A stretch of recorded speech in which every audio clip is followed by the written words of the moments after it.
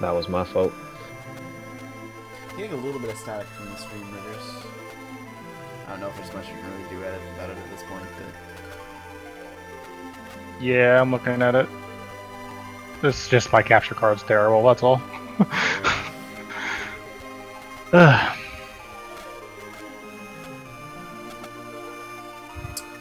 Okay, I got you guys live.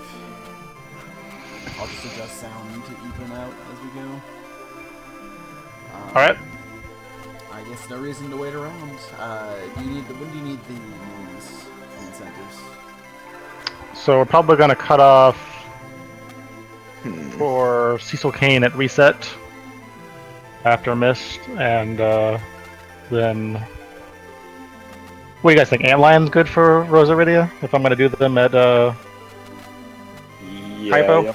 you have to name them a Kaipo. Yeah, that sounds good. Okay. So we'll let you know when those happen. Okay.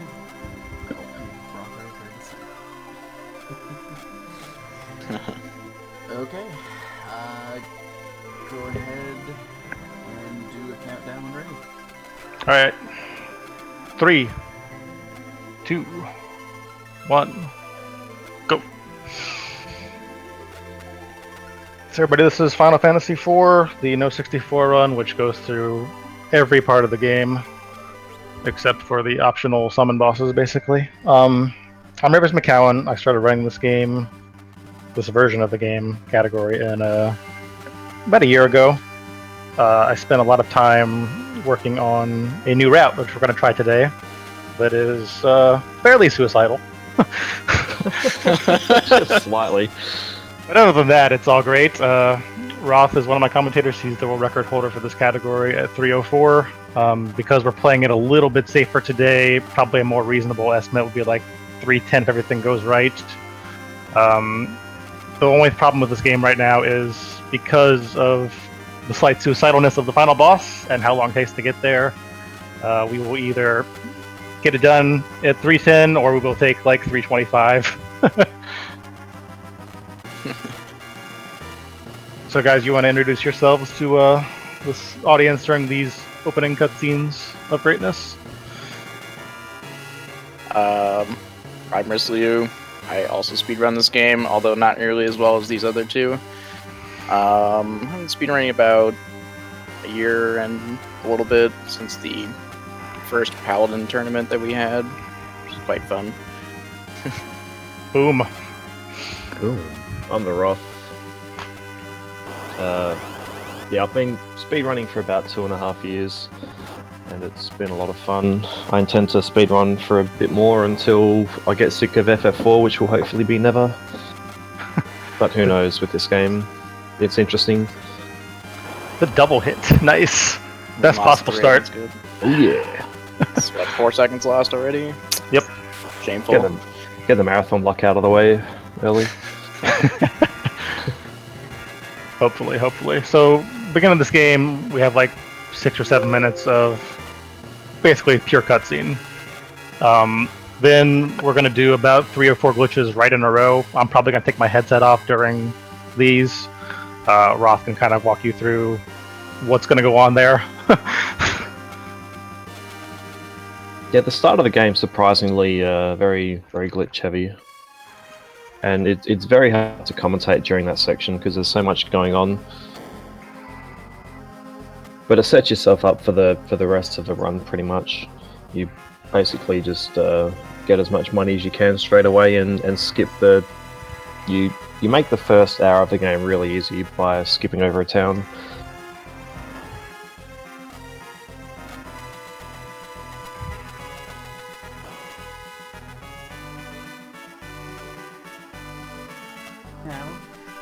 So I got a $10 donation from the Roth right here, saying, "Good luck, Rivers. Please put this towards naming Kane."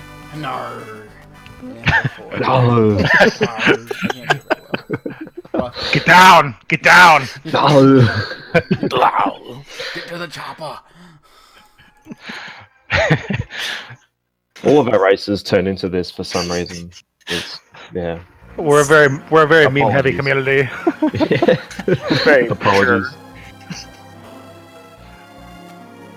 Alright, so I finally got control here, and quickly going to change the battle speed and tech speed to 1. Quickest possible setting, basically. And then pick up a little tent for about 5 minutes from now. And then we talk some more. More quote-unquote cutscenes, even though you technically have control.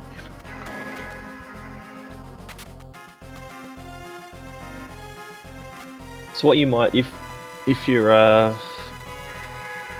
someone who likes details of a run, I think Rivers does it, but when he menus, if you need to do a menu where you need to move up twice really quickly, or if you need to press a button twice in a row really quickly, you can do something called plinking. You'll see it when he does Kane's jumps. Probably you won't even see the cursor target Miss Dragon. But essentially, if you hold down a directional button and then you press and hold another button, or just tap another button, you'll see the menu kind of double tap. And I think it's something that's used more in action games to like attack enemies twice really quickly. But you can actually do the same thing in FF4. So a lot of the menus, we try to plink where it's safe to do so, where if you make a mistake, it won't cost you too much time. But it feels cool and looks cool when it happens, when it works. I'd also like to mention he did take an extra step there in that room. There's actually a slight setup for this game that involves getting on a certain seed, as it were, so that we don't meet any encounters in the first dungeon of the game. Right, a lot of this run is about step routing now.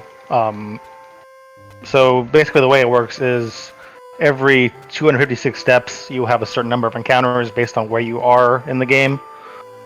And then from there you jump seed, I think 17 seeds up from there.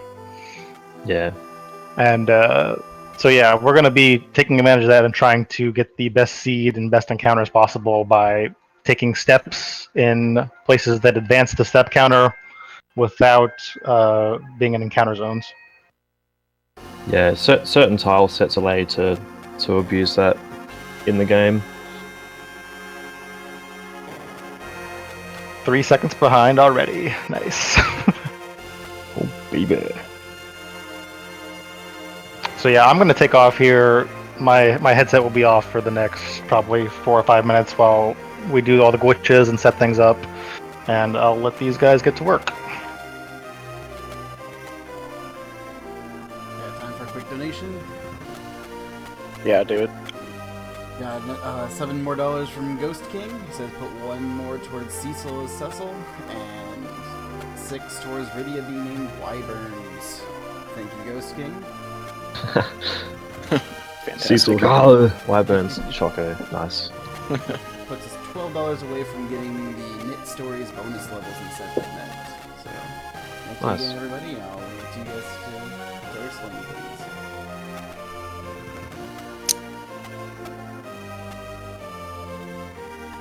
So I'm imagining that he's going to be doing Mimic Glitch, huh?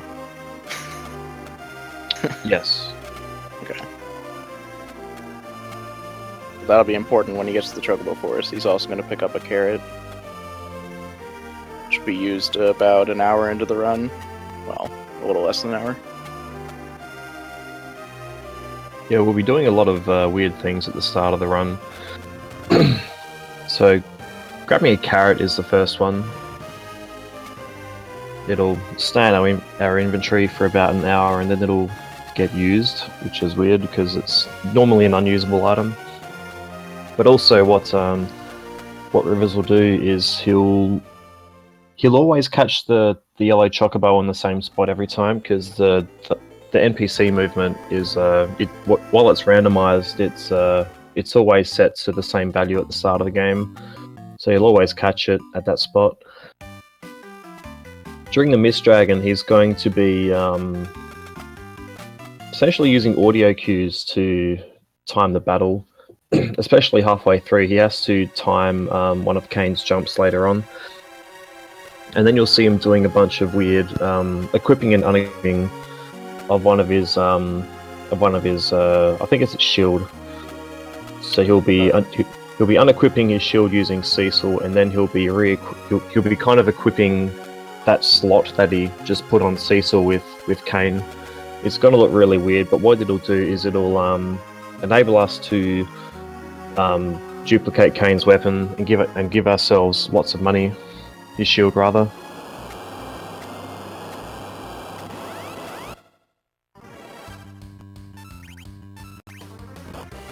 $66 is good.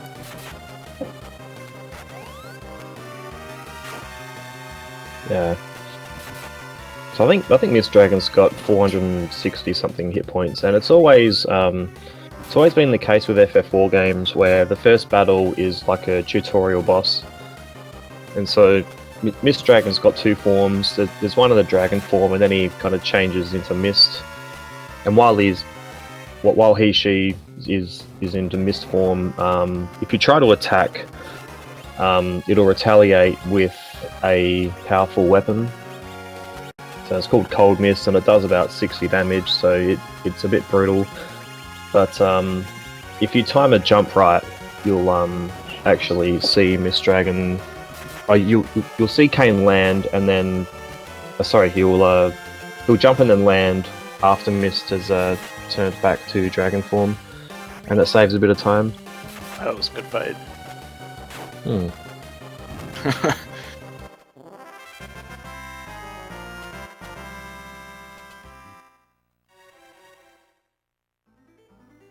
Okay.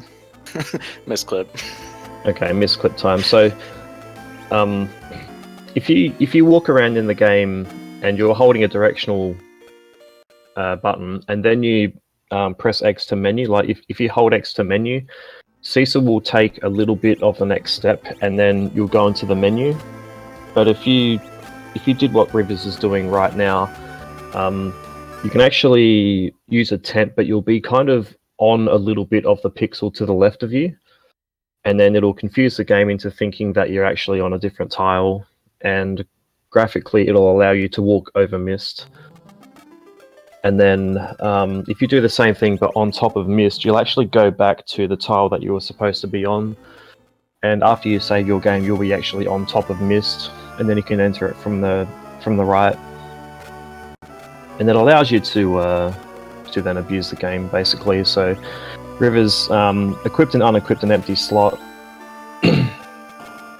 and that empty slot had 0 iron shields on it, which in this game translates to about 60,000. So if you sell that empty slot to a merchant, then he'll go broke, and you'll have 6 million GP. Well, I did the iron shield, so it's a different amount, but yeah. Same thing. That one sell for 200 instead of 100, and that's why. Yep. Okay. Oh, so he did the iron shield, didn't he? Yep. Yeah. So he's got about 3 million. Okay, so can we get some names for Cecil and Kane? Cecil will be named Cecil. Seesil.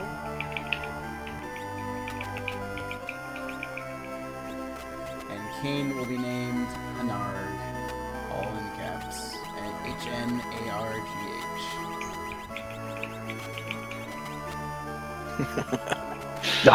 That's great. Fun. Awesome. So, reminder that the cutoff for Rydia and Rosa is going to be after Antlion, so he has a chance to name them in Kaipo when he gets back. So About an hour, right? It's like 35-40 minutes. That's okay. I keep forgetting when Antlion is in this one. It's about 20 minutes. After Antlion's about 29 minutes into the run. Yeah. Yep. Well, normally we're a little bit behind now because of all the names already, but it's about 20 minutes you guys have left to try to get one of those last two names. can't believe Demon Chocobo got sniped. Hard. Oh baby. I was hoping it was going to be all Demon Chocobo. I'm really enjoying seeing Narg pop up on the screen, though. That's really great, actually. It's a nice change of pace from just, what you're normally mashing with. kind of distracting, but it's nice. Well then. Can I name them all that? Doesn't bother me. It's your money. Alright, So just a little bit of inventory management during this cutscene. Inventory management, very important in this game. It goes without saying, but yeah, you can save minutes with it, and you'll end up knowing exactly where your items are every single time.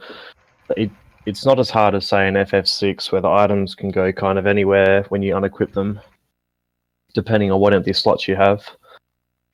In this game, we're generally equipping an item, and the one that we need later on goes exactly where you want it. And useless items tend to go down to the bottom of the screen later on. Alright, so we did not get the best seed in the game on the reset, but we did get either 41 or 42, which are both excellent seeds. So we, in theory, are primed for a pretty good run here. That's good.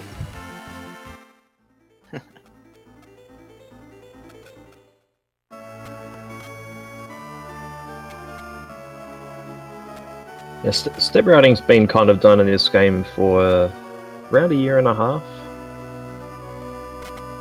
Ever since I've been running, so definitely that long. Yep.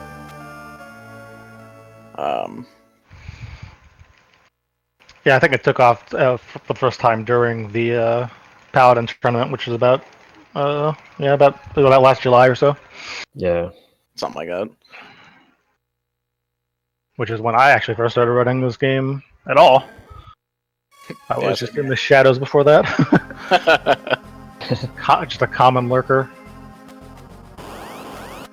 So in this guard fight here, you'll see Rivers attempt to run before he attacks.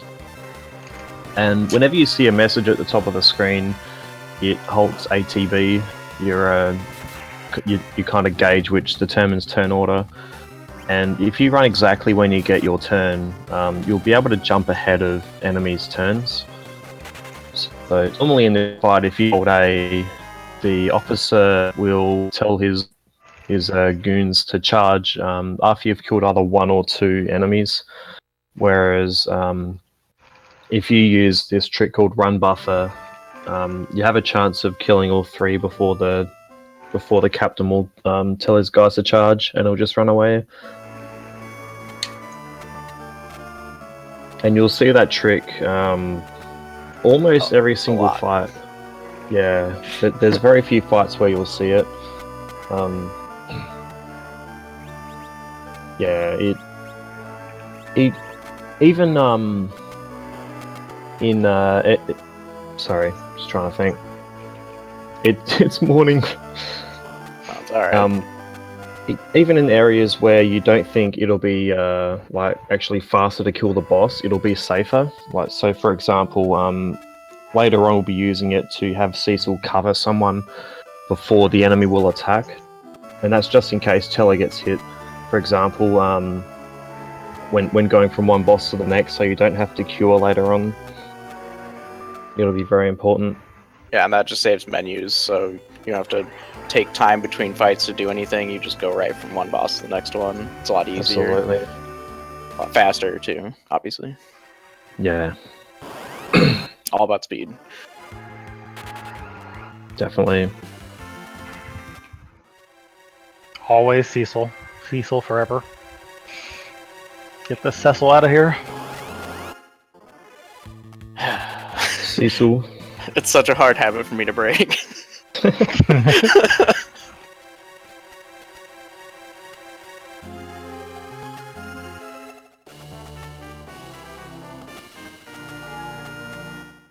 So normally you find out what seed you're on by this point. 41 and 42 are what we would call twin seeds up until our first save point. So we can't actually tell yet, but we'll be able to tell like almost at, like one screen after walking out of this first little cutscene save room here. Means no steps in the save room, which is nice. Can't complain there.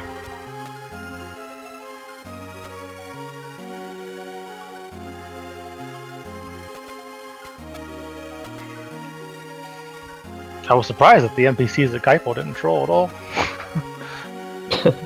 Did you mess up? Yeah. Well, no, because of the name. Right. Right. Frames are all out of whack now. Cecil. Say so. Say so.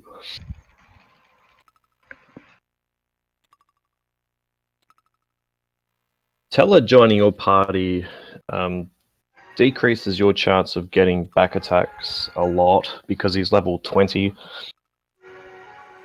The way surprise and back attacks are worked in this game is determined by your average party level and also the average level of the enemy. So because I think Teller's level 20, so it boosts what your average party level is substantially. And so you're less likely to get back attacks and surprise attacks. Well, yeah, it goes from 6 to 12, so Yeah, double party level. Something crazy. Because Riddy is 1 and Cecil is 11, so... Yeah. So because we got that encounter on the first screen out of the 10 cave, we know that we're on seed 42. Oh, nice. Is the second best seed you can have. Nice. Because 43 is the best seed. Yeah. Which is what we aim for. But, right. It's precise. When you hard reset, you have an audio cue basically, and I'm usually within 4 or 5 frames of it, but right. This time it was just one off. One off is good as long as it's before. Yeah, 42 is way better than 44. Yeah. Yes. A ton. So you actually see Rivers take an extra step in the waterfall just to skip over an encounter. So otherwise, if we just go straight down the waterfall, we'll get an encounter on like the first or second step. Actually, part of this route, we're going to be taking 20. Oh, 20. Nice. And then I'm guessing you'll take 9 at Damson. You are correct. Yay, walking. It may seem slower, but it's totally faster. It's true. It's the most exciting part of the run. So this next boss is not actually hard, but can take up some time. Only if it decides it wants to make Rydia into his whipping girl. Dude, come on. Maybe. Octomum has some of the I think Octomum might be the fastest enemy in the game. I'm very close to it, but he starts off very quickly, and then as he loses tentacles by getting hit, he will slow down. Oh, it's and so so effort too. Yeah. At the start, he'll basically attack, I think 4 times before Rydia gets her turn, and you really need to at least have a Dancing Dagger equipped on Rydia, because she's our main damage dealer, and if she gets hit, then the fight goes really slowly. Mm-hmm.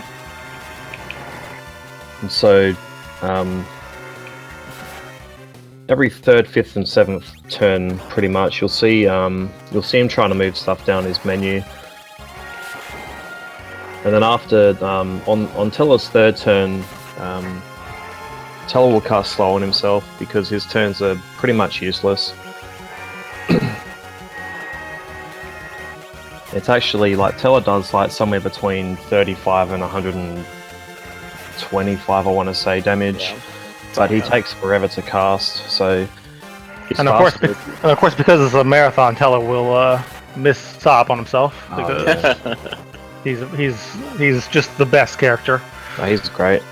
10% to miss basically every spell I can cast. So, yeah.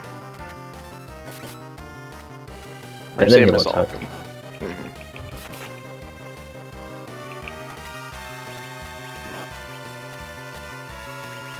Yeah, that you saw Tele attack there. That was totally RNG manipulation.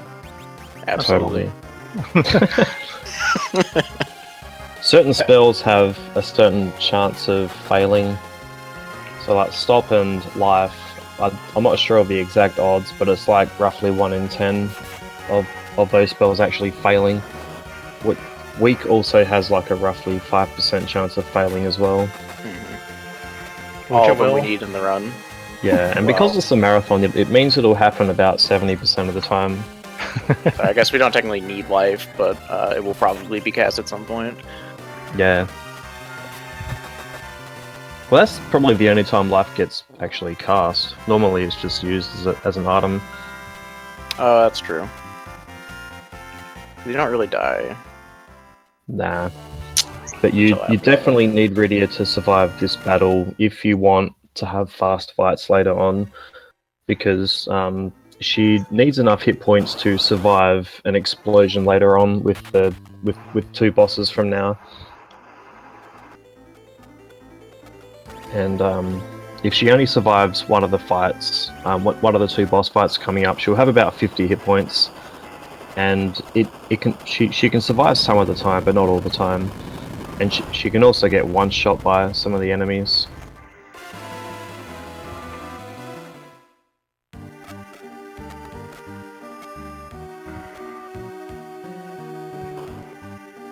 All right, so that's done. We're now onto the most we're now on the most famous meme of the game. Ah, yes. Where are your spoons? Bring the spoons, everybody. Spoon.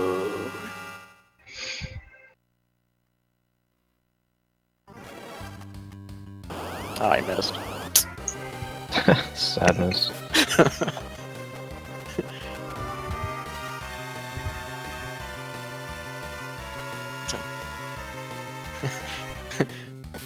Come on. Hit once.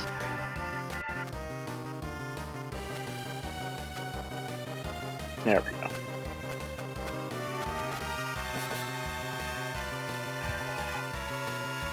So by taking the 29 steps he's already taken, he's already skipped 10 encounters.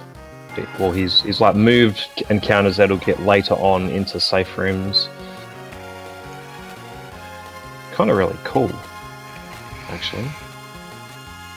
Yeah, it was a big step forward for this game. This game has had a lot of jumps over the past 2 or 3 years. Yeah. Mostly revolving around the end route, but there's also been encounter manipulation, and of course back attack manipulation, which is really cool, but not quite there for these routes yet because they're still pretty new. Yeah. So I'm not using them right now. I know Roth has his own kind of notes for them, basically. Only at the start from trial and error. When you get into an encounter, you can change your luck at the start of the encounter by depending on what character you entered the battle with, what character you started with when you're on the map, what buttons you're holding down going into the battle, what direction you're facing, the tile you get the encounter on. There's actually lots of different things, and you can kind of use trial and error to figure that out.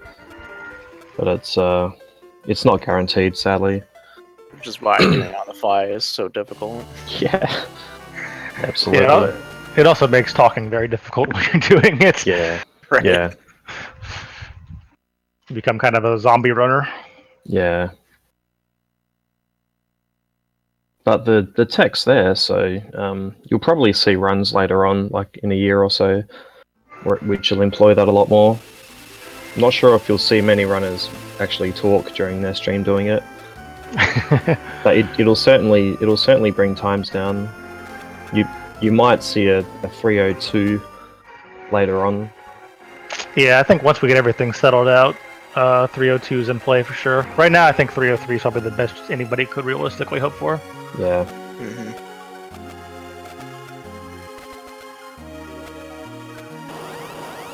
Marathon safety life hype. Oh baby. Yeah. So because you can buy dancing daggers at the start of the game, it absolutely trivializes the first 5-6 bosses. Especially this next one coming up, who's Antlion, which will counter every physical attack that you do. You've got 1,000 points. Without Dancing Dagger, you've got Cecil, who does like I don't know, like 60 or whatever, Ish. 100 maybe. Yeah, maybe. You'd have Rydia, and if you have Rydia, you'd be able to underflow her MP, and then repeatedly cast Chocobo. So at least it's safer than what it used to be. But normally what we did was used Chocobo once, and then hoped that Cecil could survive against Antlion, and a lot of runs died here. But now we have Dancing Daggers, and Dancing Dagger is an actual spell if you use the item. And so Dancing Dagger will do roughly about somewhere between 300 and 400 damage normally. And so you can kill Antlion in about 20 seconds. And both Edward and Rydia can use Dancing Daggers, so it just makes this fight so much faster. Well, and then also safer because physical attacks make Antlion counterattack, which is a big part of why the Dancing Dagger is so important. Yeah, and you can one-shot Rydia if you attack. And of course, since you said it normally does 300 to 400, all 4 of them did under 300. Of course. Oh, baby. Marathon luck. Here we go. Back in the glitchless, like the Japanese community runs this glitchless. This is actually one of the big time saves for Dancing Daggers, because this fight can take anywhere from like 2 to 2.5 minutes without them, and with them, 20 seconds, 30 seconds maybe. Yeah. Not sure whether accuracy was changed when they made the US version of FF4. I want to say it has. It definitely has. Yep. It has, okay. Because the middle slot isn't guaranteed in the Japanese version, like it is in this version.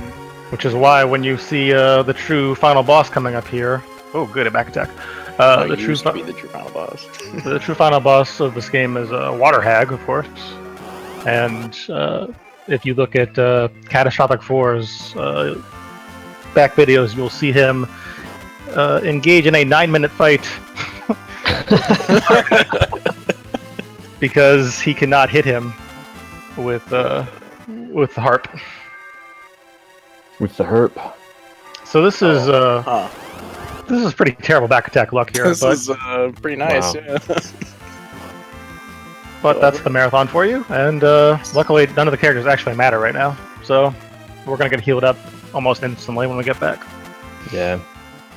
Back attacks are really bad at the start of the game, obviously because they not only do they lose time, but a lot of the characters that you need are in the back row, and they get put into the front row during back attacks, so they generally get hit for an absurd amount of damage. And die. And die, yeah. Whereas later on, it's kind of we've inadvertently put our weaker characters, I think, at the front. And you're more likely to get a back attack, so they don't get hit as hard, so less curing. Well, and then we trivialize it later when we get the cat claws. Yeah. That's always nice. Absolutely. But that's not for ever. Yeah. So if you care about the story, I don't know why you would, but I'll try to explain it. Cecil got exiled here. He blew up Rydia's village. Rydia is with him because of reasons. Stockholm syndrome. That's probably a good one. Then Rosa is his kind of sort of girlfriend. It's not really clear from the text, but he sets off to rescue her once he finds her sick in this little cottage here. And the little thing we went to the Antlion Cave for is the cure, because magic bullets, and now she's back and free. Magic bullets. And here comes our boy Edward. Oh yeah.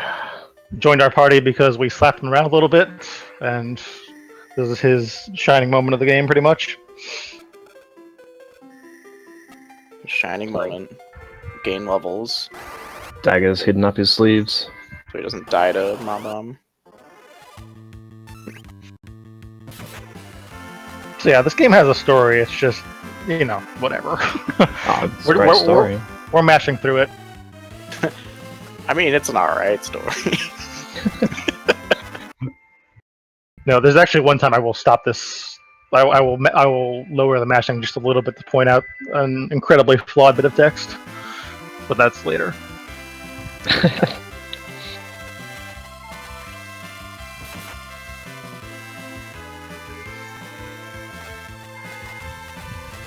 Yeah, I saw that. I think it's good now. Alright, so cool. We're done with this fight, and now we're gonna go rename Rosa and Rydia. Oh yeah. Yeah. Rydia will be. Are you ready for the names? Not yet. Okay. I would let you know. It's about 20-30 seconds from now. Okay. Are you looking at chat at all, Rivers? Yes. Okay, cool. Are you playing Outback game in the chat, Roth? Oh no, I was gonna say we could just type the names in chat Oh yeah, that could work too. if it was easier, but it's all good. Okay, this guy's just gonna sit here. Oh, This yes. This is interesting. There. This is where the naming screws you. Come on, little NPC. You don't want to be in there. Okay, I'm ready. Rydia will be named Y Burns. And Rosa So- will be named Okay. Choco. Is Wyburns capital Y, capital B, or is it just Y? Lowercase b, actually. Ooh, cool. No. Look at all the It's more frames we've time. lost. Rip frames. And Rosa is Choco. Correct. Yes. Correct. Excellent. Oh yeah. To everyone in the streamland, I'm going to reset the scene real quick so it gets caught up to the commentary, so the commentary is not like 25 seconds ahead.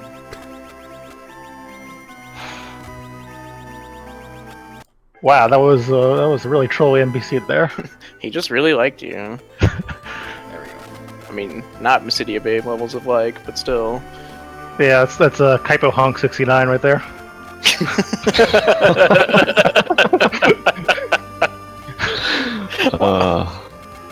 No.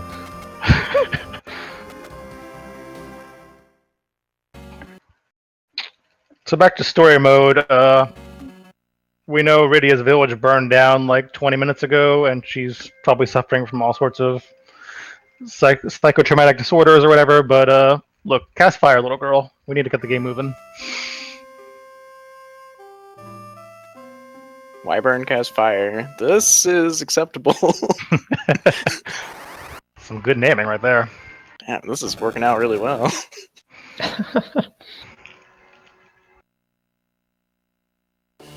Wyverns. ... Wyverns.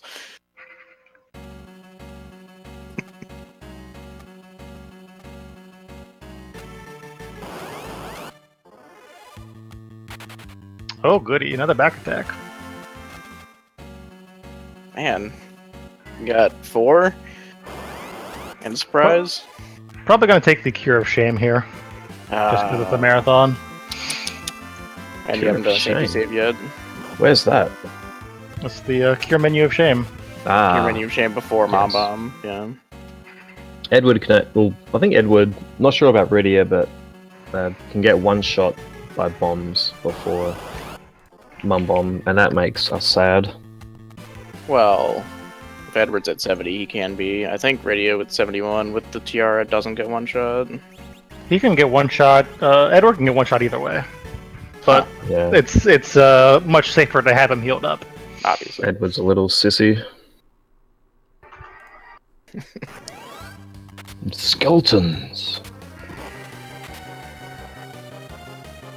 So we get introduced to Yang, and he's cool. He can do a Matrix style kick, and it Punches kicks- things, he kicks things. It's pretty great Yeah, all he- around. He misses. The kick has kick's actually used in this game to, well, obviously kick everything. It goes without saying, but it's also has a cast time. So in a specific encounter later on, we can use kick to manipulate ATB and swap turns over to make fights faster. So while it'll do like a pathetic amount of damage, it will actually make the fight faster because we'll be able to get other people to do more damage later on. But for the purposes of this fight, Mum Bomb's got after you do 800 damage to Mum Bomb, it will explode into bombs. And after the exploding message, we will kick with Yang, and it will line up ATB so that Yang will kick at the start of the fight. And then all we need to do is just play Janitor. We basically just kill all the bombs from that point later on. Rosa becomes useful, or Choco.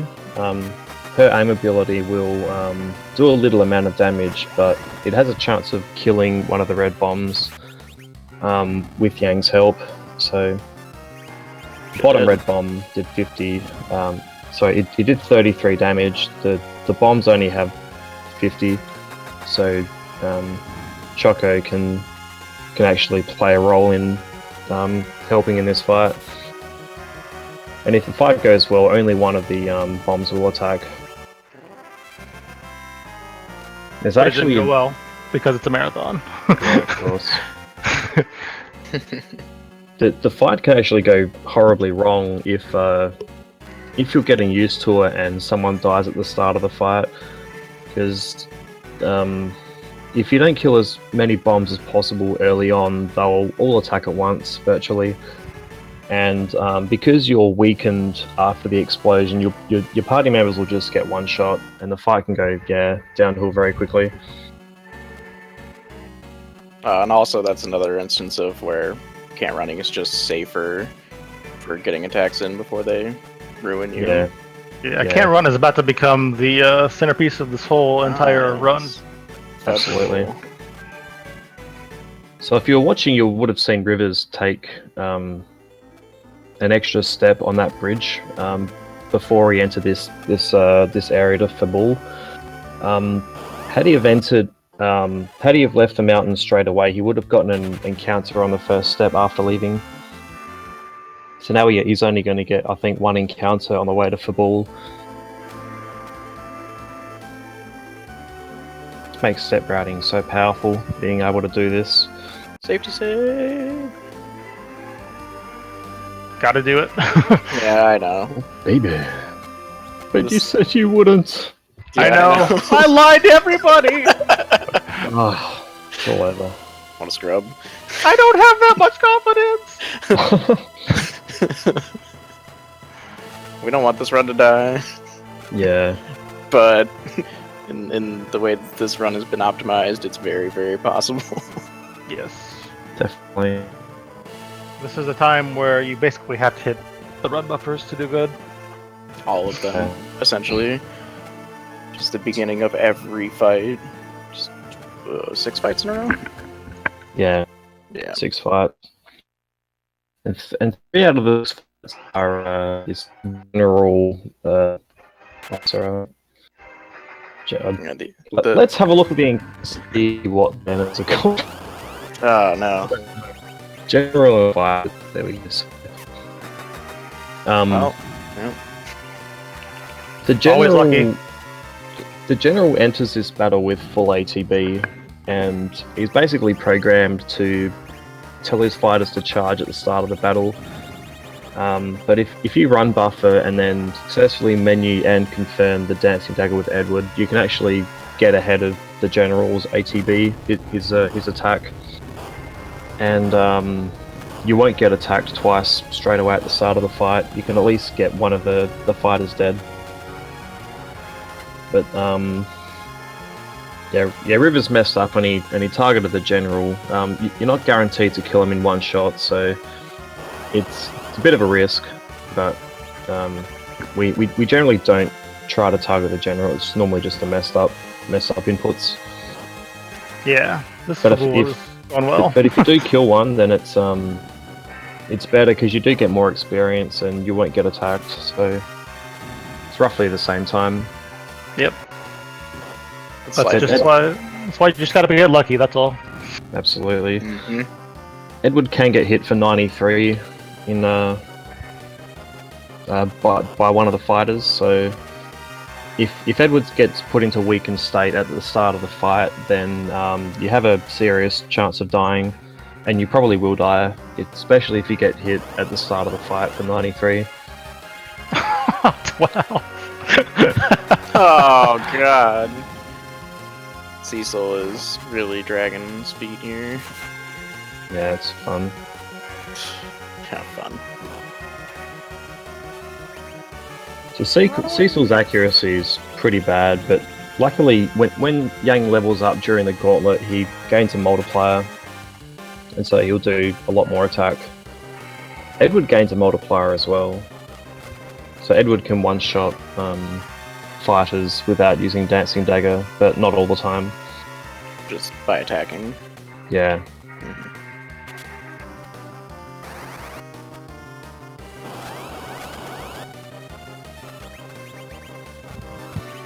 As always, inventory management, getting all the useless items to the bottom, things in the right place so he knows exactly where everything is.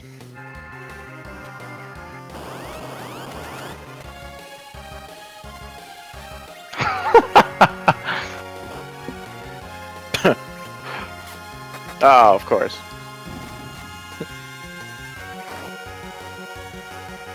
So yeah, Yang has been a real treat here today.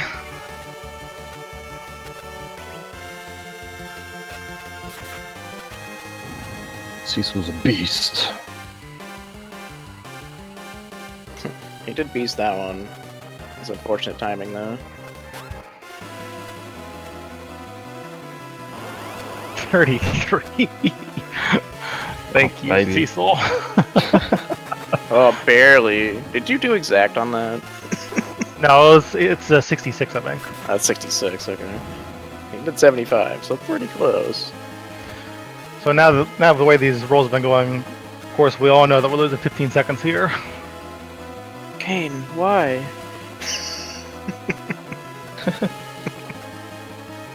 So we got through the gauntlet. It must mean Hanarg, Yeah. why? Oh, I'm sorry. Sorry. His name is not Dragon. Hanarg! No. Get down, Cecil, get down! Perfect name for a dragon. Okay. No. No. Oh, I think we did it. Oh yeah. Oh, baby. You didn't get the crit kill though.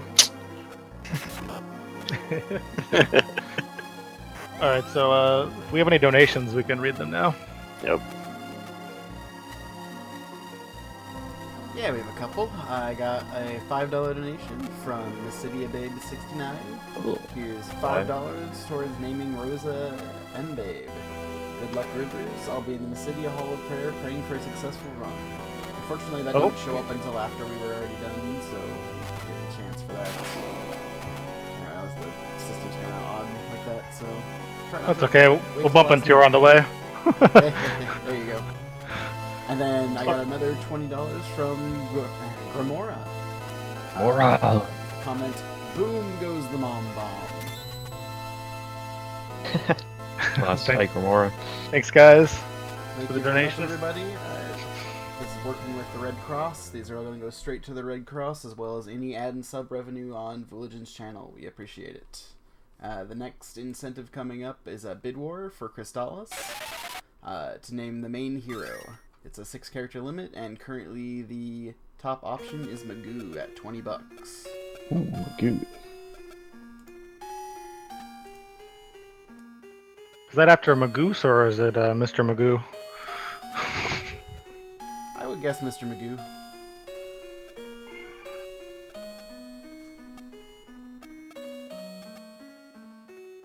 Alright, so typically on these routes you'll wind up with about 10 steps to take here, but since this is 42, we have no extra steps to take and our route is very optimized. So you'll see different tile sets on the ground, specifically this brown surface. This one increases steps, whereas if you walk on the carpet in the throwing room, the step counter won't increase, nor will walking on tiles that look like stairs or any tile that's next to a shop counter.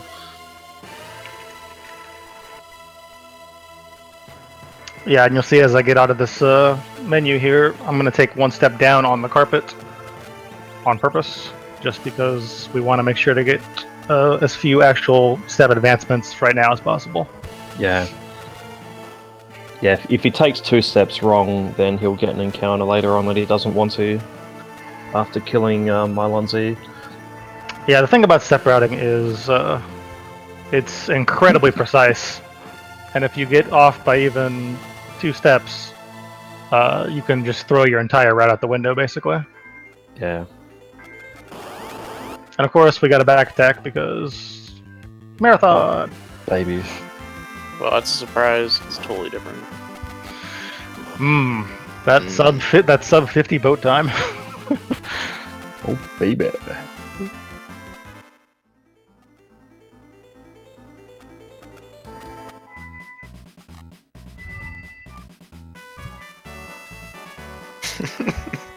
Just gonna Jordan thump this whole run. How many Jordan thumbs are gonna come out?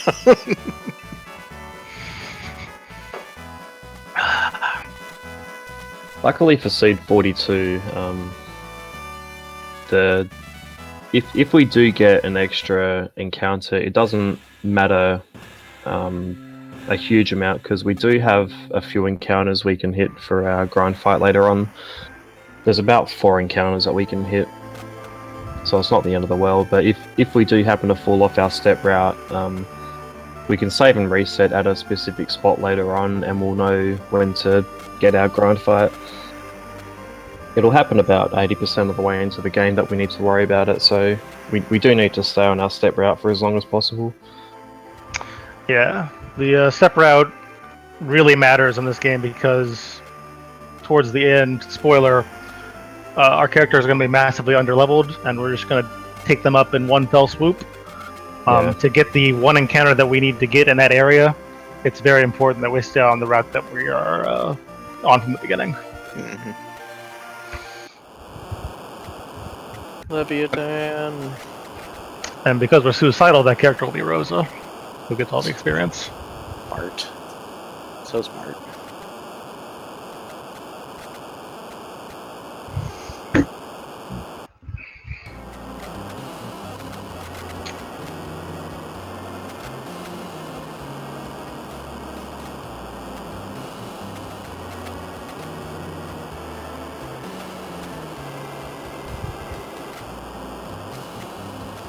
You don't need a step route to run this game though. It's a reasonably friendly run until the last couple of bosses where they do get technical, but it goes without saying with any game that you run. We as a community, we're trying to grow it by having weekly events, and we have our own Discord channel as well, where we try to encourage people to learn the game. Yeah, if anyone's interested in that or in joining the weekly, I'm sure one of these guys can help you out in the chat. A lot of fun, a lot of memes spread. Good time for all. Yeah. Lots of Arnie voice. Nah, there's none of that. Oh, right. Don't know Right, what you're talking about. No, just watch one of the VODs from the weekly race, literally 2 days ago. There was nothing of the type. That was like actually one of the more out of control races I've seen. I don't know how to explain it. Yeah. Like it was a bad thing. It was just like. So we're using our ill-gotten funds from giving all the iron shields in the world to people of Mist to buy all the items we're going to need for this game, basically, at this point. And we'll stop in the weapon shop, or in the armor shop, to pick up a couple things too, but mainly the manip is there for this at this point. For the dancing daggers in this. Yeah, I think we shop, I think it's 5 times in the game. Once at Mist, once here, which is the most important one because of recovery items and items that'll boost our cast power. And then there's a shop which will increase our attack power. There's a couple of minor ones later on that set ourselves up for the rest of the game. City of Babe blocking. I told you I'd run into her. Told him. Tried to tell him. Hey boy. you're looking for a good time. But you'll see Rivers buy one of each item. We used to buy a lot more in this place, but we just realized that we don't need as many items as what we thought we did. Well, also this is not a very safe route at this point. So I mean, we're going for speed, and we no longer want to waste a lot of time in menu before we take on Mylon. Yeah. Mm-hmm. So we used to equip Palom and Porum and Teller completely with Gaia gear and silver items, but it's just not needed. We really only need to equip Teller now with a Gaia helm, which we can do later on. But Palom's going to be murdering Porum quite a bit in these next two fights coming up. Yeah, these are the gatekeeper fights of the entire run, basically. How good your run is, I mean, it doesn't even matter to this point because you can get trolled and lose 3 to 4 minutes here really easy. Yeah. Mylon's is not friendly at all. Which is why we're saving. Yeah. Save at the top too. No, we're not going to save at the top. Only because it would throw off a step route. Otherwise, right. I would think about it. That's true. Murdering Porum. Yeah. Yeah. Not quite. But yeah. A for effort. It's my accent, man. Porum. She's a character, and she is like 6. Bugger! No, don't start. It's too early for that. Yeah.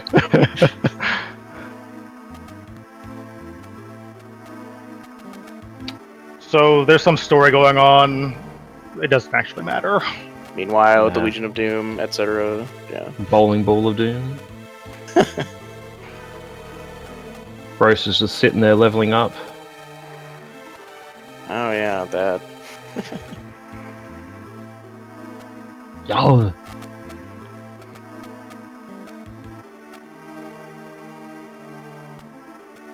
So Rivers has got one encounter going up the mountain. He's going to be stopping in that encounter and hitting Porum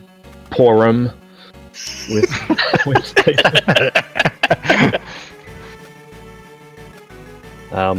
Porum needs less than 65 hit points for Mylon Z, for Mylon, sorry, because we're going to be blasting her with one of the fire, ice, or lightning spells to kill her. I'm not going to explain what happens in these fights until afterwards, so if you've never seen how these two boss fights are killed in recent times, strap yourself in, because it's quite interesting. Then we'll explain afterwards. Yeah. There's a lot that goes on, and we have a lot of time afterwards to explain. All the technical goo that goes into. Yeah, I'm gonna lower headset now, so Yeah. you guys take it away. Good luck, man. Good luck, man.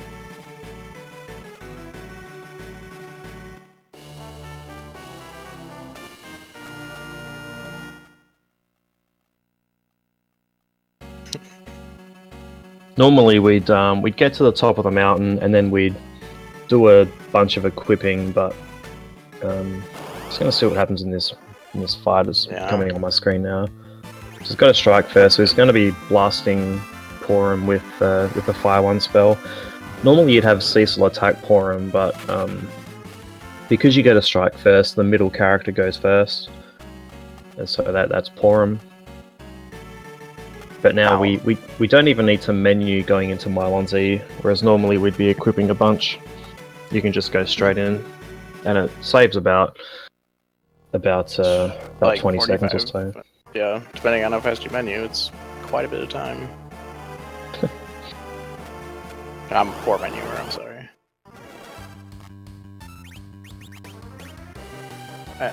And all this is doing is very precise too. Yeah. Normally in this fight, you'd be throwing Q2s at all the ghasts, and then targeting Mylon Z. Mylon, who will anytime he's attacked or like with a with a magical or physical, he will retaliate with lit 1. So, but if you've got a ghast on the screen, he will, instead of attacking, he will cause his ghasts to go, which is a lot safer. But this is a different way we kill Mylon. Yep. Just happened.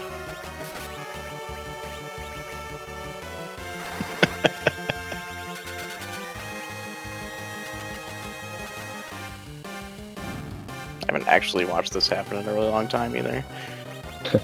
So yes, throw the carrot at Mylon, he's dead. It's magical. There goes our carrot. It's a beautiful thing. So that was the using the carrot an hour into the game. Spiel from earlier. Yeah. It's unconventional and it's on par with the way that you normally kill the fight if you get good luck. Normally you'd use Twin with Palom and Porum, which if you've got the Change Rod and Gaia gear equipped on Palom, then you'll do anywhere between like 600 and 1,000 damage to Mylon. Mm-hmm. Just 2 casts and he's dead, so... Yeah. But it's slower because you have to, like, Mylon alternates between attacking and casting lit 1. Mm-hmm. That way he never counterattacks, which is nice. Yeah.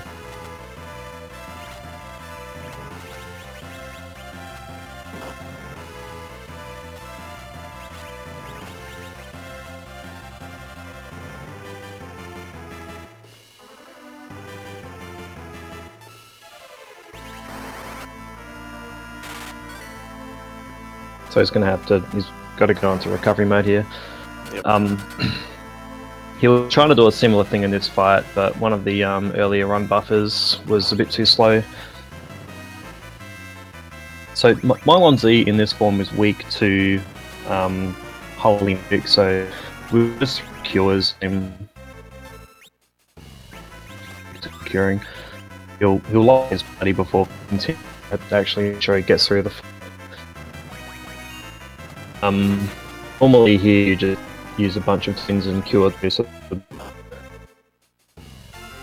But what Rivers was trying to do was use something called the Mimic glitch. So Palom and Porum's turns are interconnected when you use Twin. So if Porum's is a Twin, then Palom will mimic what Porum's doing a little later.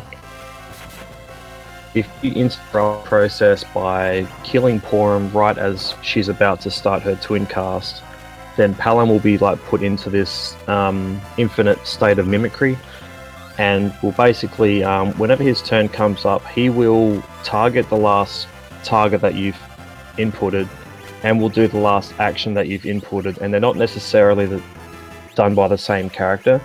So, for example, in the previous fight, what we did was we killed Porum and then resurrected her, and then Telecaster stopped on Cecil, and then Porum attacked Mylon, which caused the last target stored in memory to be Porum. And then in Cecil's menu, we pretended to use an item and then swap that slot with the carrot, and it kind of stored the carrot in the memory as the target. As an item that we're going to use. So when Palom's turn came up, Palom then threw the carrot at Mylon, which it's the equivalent of like 8 fire 3 spells or something kind of crazy. And he was trying to set up the same thing here with the Mylon Z fight and use the trash can, which is like 8 holy spells or something ridiculous. And if the fight goes well on Mylon Z, it saves a lot of time. But it also has the added benefit of one of your characters being dead for Mylon Z, which means your party gets experience, and also people who have joined your party in the past and then are going to rejoin later actually gain that experience as well. So it's kind of a double plus. Made the hard one and missed the easy one. Jordan Thump. Jordan Thumps ahoy. Yeah. But we're still not yet done with the technical stuff. We've got one more fight to get through. Normally, in this fight, you're supposed to just wait out Cecil's turns, because he's now a paladin and he's supposed to be all righteousness and justice and stuff, and you're not supposed to attack yourself. But it turns out that Dark Cecil's only got 1,000 hit points, so you can dancing dagger yourself to death and kill your inner evil, purge yourself. It just seems a lot better than waiting out your evil to kill itself. Just actually stabbing evil through the heart. It just sounds great. Yeah, it's a way better story. Ooh, maybe. Japanese version, Dark Knight's got like 60,000 hit points, so you can't actually do this strat. 16 HP. This is the Jordan thump of runs, pretty much. But you were so close to 3. It was unreal. Nice. That's okay. I'm just saving for my next PB. All the good luck will happen then. Right. So yeah, this Cecil is became a paladin. This is pretty much like 6 minutes behind where a good one would be right now. What's our timer at, anyways? I don't know, but I've got 105.11 as I hear this. Yeah, we good. Yeah, it's pretty, whatever. For name changing and Violent Z going as it did. And all the back attacks. Oh, yeah. Had like 1,000 of those. Jordan thump. Yo! No. Jordan thump is the best thump.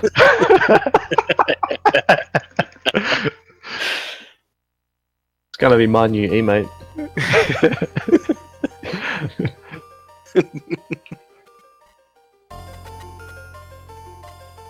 That's the spirit. It's a new raid message. Jordan thump. Pyramid. Yes. Oh, baby. Fantastic. We in there. Hey, speaking of back attacks. I'm not even gonna try to stop that pyramid. You know, if anytime anybody wants to do it, my channel, more than welcome.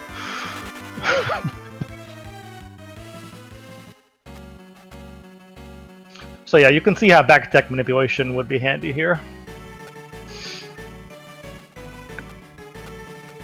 I'm sure you've lost at least a minute and a half to back attacks at this point. Yeah. Something like that. Pretty ridiculous. And we haven't even hit the worst segments for them yet. That'll be coming up with the underground waterway, which if you get the wrong back attack there can cost you like 40-50 seconds just on its own. It's a good time.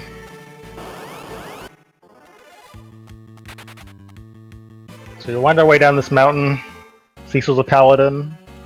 Hooray. And we're gonna get a Choco. A Choco, and you might not know where it is. Oh, I never know where it is. But so the way the category works, we don't actually care. But if you were going to do a Yes 64 run, which goes through the biggest glitch in the game, this is pretty much the most intense moment of the entire run. Just where the Chocobo goes. Holding your breath for seeing it. Hey, it's good. Is it? Yeah. Cydia, babe, bumping into me again. If it's left and it's not exactly in line with your character, I think it's basically always good. But yeah, that doesn't matter in this run. It's just fun to see even on your No 64 runs. Just to do a quick reminder why we're here. So the state of California was recently dealing with a big drought, and that caused some extra wildfires. And this year, a wildfire almost the size of San Francisco happened. So many are still recovering from that, and anything you guys can throw to help is most appreciated. And other than that, just enjoy the show. Don't feel like you have to. And I'll send it back to you guys. And this great story. All great stories. All the great translations too. talked over It's, the Legend Sword. Jeez. Let's Legend get cutscene is just so awesome. some Jordan thumbs up for Fire.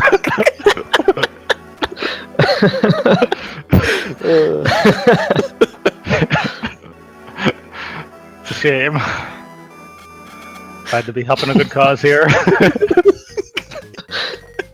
With memes.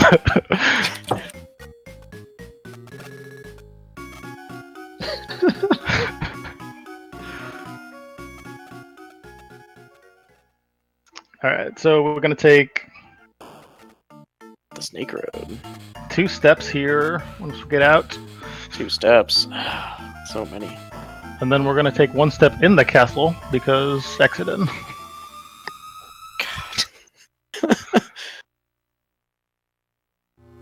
Is that because you can, or No, I think it actually helps.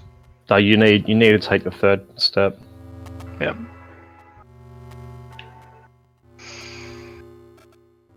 Alright, so normally our inventory would be all nice and pretty, but thanks to Mylon's going terrible, this is going to actually be a little more improvised.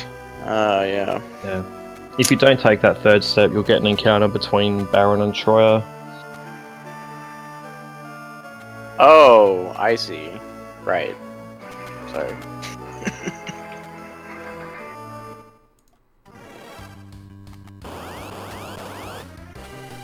So yeah. This guard fight, you can actually, when the screen goes black, you hold up an A, and you'll buffer going into Cecil's menu. Acho. Oh wait. And the Yang fight, Yang's programmed to attack Dark Cecil only, I think. But That crit? the script must have been changed, and so Yeah. Yang just does this "shut up, Achu" thing. Yeah, there are signs that a lot of the script was changed right before it came out, because you also have Sid getting Shadow Party experience when he never comes back. So, so I'm going to actually focus here and not mash through this entire scene, because I want to point out that Tella says that he is Edward's father in the scene, which is not actually true. And because Edward tries to marry his daughter, would be some Game of Thrones stuff. Game of Thrones.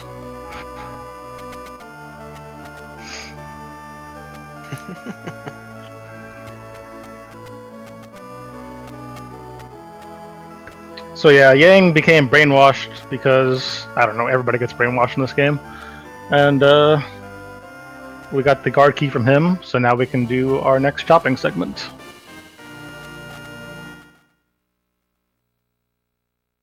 Shopping with our ill-gotten gains. The shopping sequence really sets us up for the middle third of the game. The headbands and karates increase your not only your strength, but if you get multiples, I think, of 8 in strength, you gain attack multipliers. And they're the things that really count when it comes to dealing damage. Yeah, the difference between a multiplier and not a multiplier can sometimes be as high as like 300 or 400 damage. Yeah. Especially the later fights as well, you can start doing a crazy amount of damage.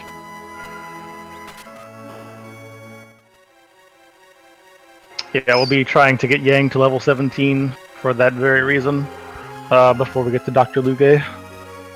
And killing people off to get Kane's level up too. Yes. So the twins... So to punish the twins for being terrible at trash canning, we're going to kill them both off during the next fight. Yeah. We originally thought it was... Well, we originally did it because it was faster to kill off the twins than gain all their levels. Because you get level up notifications. And for the Kainazo fight, if Palom or Porum are alive going into that fight, then Kainazo gains extra turns. So it's faster to kill Palom and Porum in that instance, but now it's more because it sets yourself up for getting everyone else's level up when they rejoin your party, especially Kane's, because Kane's damage really helps the later fights of the game. Yeah, the Valveless fight now is like incredibly scripted to just the right amount of experience. Yeah, for everyone, like Cecil and Kane, Cecil and Yang as well need certain levels. All right, so here's our big menu. First time in a long time we're gonna do some menuing. Yeah. Menu forever. Yeah. Gonna put the claws on Yang because it's a run. Normally you would try to get him these items in the fight, but time and whatnot doesn't matter right here. Yeah. And then we're gonna do another one of the game's big glitches. Yeah. Because Teller's only got 90 MP, he can't cast Meteor. But if you confuse a game into casting a spell that you don't have the MP for, then you can cause Teller to have minus 10 hit points, which translates into a very large positive number called Boomerang 06. Boomerang 06. I'm glad I learn't how to count. Yes. You go 90 to 50 To 10. to 3, 2, 1, 06. 0.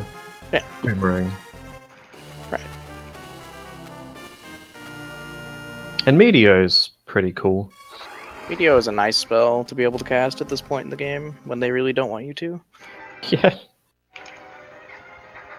And normally, you'd be casting Virus or Lit 3 on Bargain's body, and then he'll retaliate with Wall, and then you have to either wall yourself or wait for the wall to disappear and then do more damage, and it just turns into a long fight. But now you can just cast Meteor, and in the meantime murder the twins. And Yang. And Yang if you wanted to. This is where people's route differ here, like with experience. Like you can kill Yang in this fight, and then it will cause Cecil to level up, which then allows you to do the Kainazo fight a little bit faster.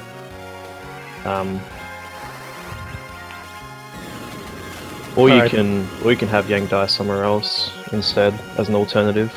Yeah, Roth does it a different way than I do, but it all works out the same in the end. Yeah.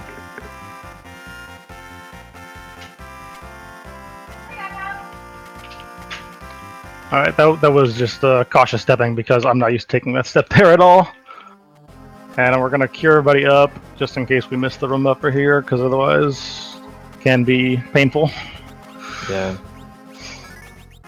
But the way I do this, we try to do what's called wave skip, where we will run buffer at the start of this fight and avoid the wave animation from Kainazo. The wave is the damage from wave is based on Kainazo's hit points. So Kainazo has 4,000 hit points in this version, and I think in the Japanese he might have like 5,500 or something. So Yeah, wave is more. It's more painful in the Japanese version. Yeah, in the Japanese version, when they glitch to that, they actually use Meteor here. Yeah, and you Yeah, have to get through 2 waves, I think. Oh, good wave roll. What is this? Wow. Well played, game.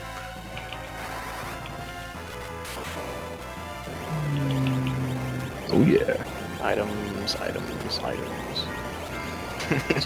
So Kainazo is pretty much a joke boss because he's one of the first kind of hard-ish bosses, but you have all this MP with Teller, you have all these magic, all these spells, so... Yeah, even casually, he's kind of a joke Yeah. in this version of the game. It's supposed to be a bit of a puzzle battle where he's, when he has his barrier up, he's weak to lightning, and when he doesn't have it up, he's weak to ice. But the weaknesses kind of get merged together for some reason. Just bad scripting, I guess. Yeah, both the Valveless and Kainazo fights have defense boosts that don't actually come out in the fight usually. Yeah. All right, so let's get some let's get some Jordan thumps going for the twins. They did their job. By dying, not trash canning properly. Dicks. White men can't type.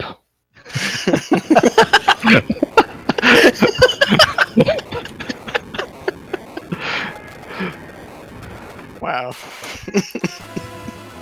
that was awful. that was awful, man. Nah, what are you talking about? It's a new low. It's yeah. It was something. Don't know what you're talking about. Of course you don't. You're just oblivious.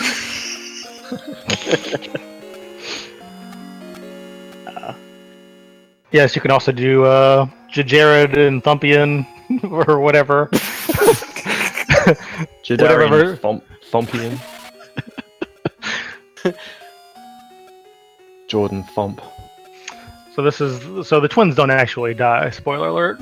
Only one person in this game that joins your party actually does, and God, are we happy when he dies? Oh, I mean, man. So satisfying. It's a sad scene and all, but I mean, Teller just sucks when his stop fails. yeah, Tella ruins more runs of this game now than any other character, just because of the 5 to 10% chance that he misses on a spell.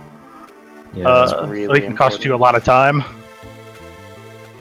Or so much of the run setup. depends on him. Mm-hmm. So much of the run in his old feeble hands. Yeah. So I got another donation for We'll go for it. Boxmeister. He donated $20 and says, "Keep up the good work." Thank you very much, Boxmeister. Thank you. Yeah, Thank you very much. So this is another one of the bigger mache cutscenes of the run, where we learn a whole bunch of plot in a small amount of time, and we get an airship, because airships are cool. Will you be trying to catch your black chocobo optimally? No, no, I prefer to just flail around in the darkness. Okay. I was doing a practice run for this on Tuesday, and I lost 30 seconds getting the chocobo on the way back. Not even the black one, just any of the chocobos. Nice. One of them, please.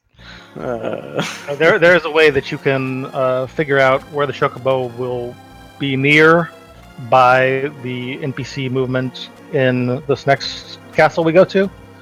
But it's a little precise, and it's hard. I haven't done it because it's hard for me to practice. But Roth, you can explain more if you want to. You've basically explained it. You can use the movement patterns of 3 NPCs in Troya to figure out the NPC patterns that the black chocobo will move in the chocobo forest. It does involve walking frame perfectly in the castle while typing in stuff into your keyboard to then search for certain combinations of keys. That Hanarg. Can't believe that guy. Ribbit.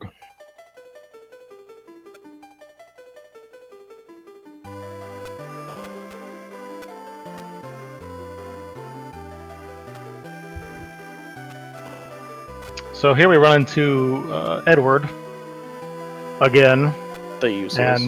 and even if he could join you again, he actually would be terrible now. But thankfully, he just gives you the magic bullet to get through the next dungeon. MacGuffin of the cave.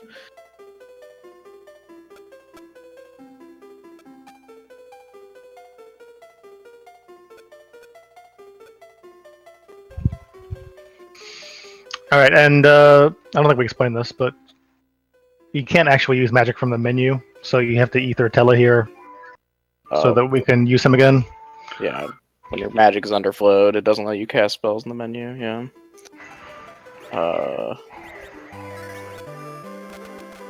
So if you walk straight up in the black chocobo forest, you've got a 50-50 chance of the black chocobo appearing like about 12 steps up. But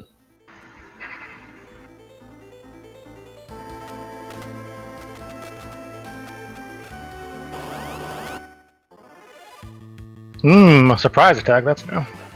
Surprise! I've never seen that before.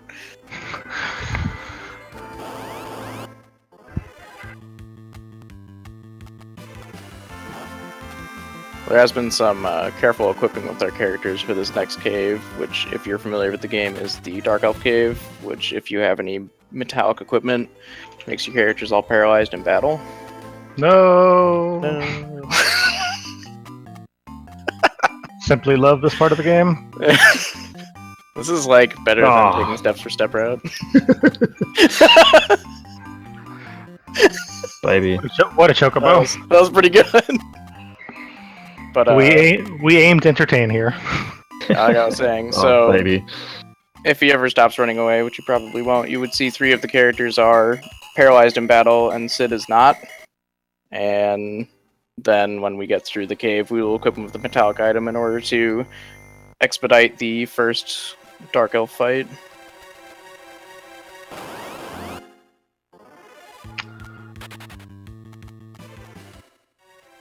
Which is also why we took the Iron Gauntlet off Kane in the, like, second menu of the game, about 9 minutes in. If you get into the wrong back attack, Sid can die, but it's extremely unlikely. Very low chance, so obviously it will happen now. Well, yeah. Now that you mentioned it. Thanks, Yeah. Ross. Oh, you're welcome. But yeah, if Sid's weakened for some reason, I think Cecil will still cover him. But Cecil, Sheshuru. So you do kind of have a little bit of safety, but yeah, you do want to be mindful of how many hit points Sid has. Sadness. Cecil sadness.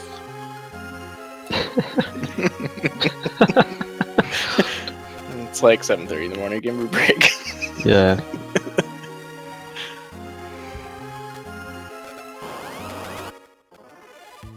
Well, that would have been a back attack, but Bick isn't here, so.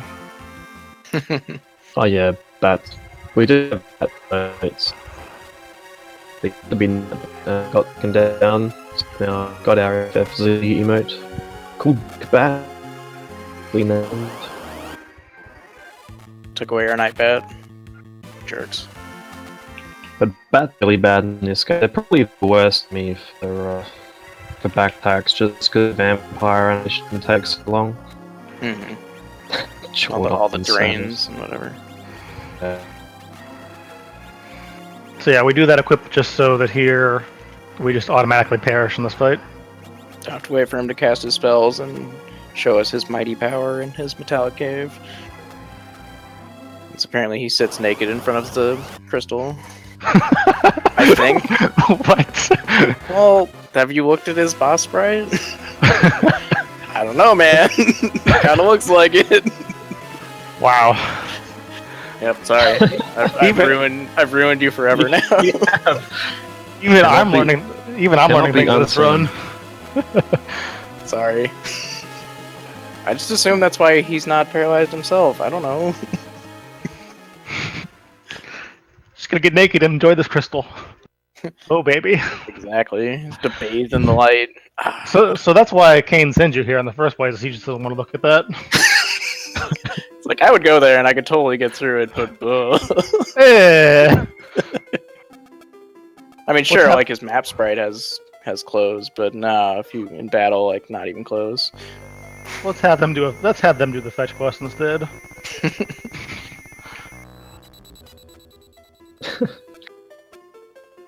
This is another boss that has heaps of hit points, just like Mumbomb. Mumbomb's got like 10,000. Dark Elf, I think, has more, but if you do like 2100, then Dark Elf will change form into a sprite that doesn't have a boss flag, so you can cast Weak on it and end the fight pretty quickly. And sometimes weak even works. Yeah, sometimes Weak works. But in the first form, Dark Elf like alternates between casting his series of spells, and then he'll cast Weak and then Piggy. So ideally, we want to end the first form before Piggy starts, because otherwise you can get cast on Teller and then bad things happen. That was an unfortunate. Yeah, the week. The week came early there because Cecil critted. Oh.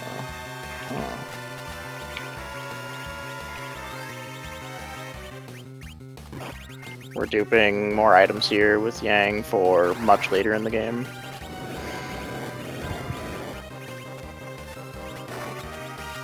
So yeah, that would be another Jordan Thump moment. Jordan sadness. as Jordan it's in chat. sadness. I'm liking the iterations that are coming out here. This is good.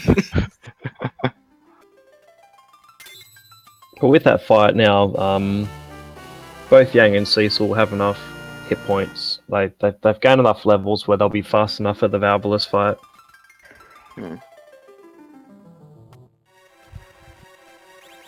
And now we'll try to catch another Chocobo, which I'm sure will go great.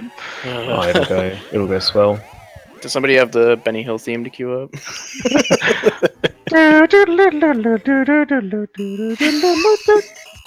Oh, that was easy. Oh, That's really too bad. Man, why didn't you just fake not getting it? Chocobo Whisperer. Oh, great. That Chocobo map looks, or the Chocobo Gee. forest actually looks like a Chocobo. Yeah, if you zoom out far enough, it's one of the things that I never really knew how to run this game. Because you never really spend a lot of time looking at that map. Well, how could you like figure that out just by like walking around it? I don't know. Maybe the bottom looks like a leg. Top left kind of looks like a beak. I don't know. Or top right. Whatever. So I'm going to do some curing here because I can. And then we Because- change rows and exit. Because you're going into the tower of back attack. The tower, back attack, yeah. It's a great time in the tower, back attack. It's Such a great time that we're even going to save. Oh, baby. So many saves. Best run. Yeah, Flame Dog fight can be horrible. Flame Dog fight shouldn't be. Oh, you got it. But you went down. Why didn't you run to the ship? Aye, Captain. Ramming speed.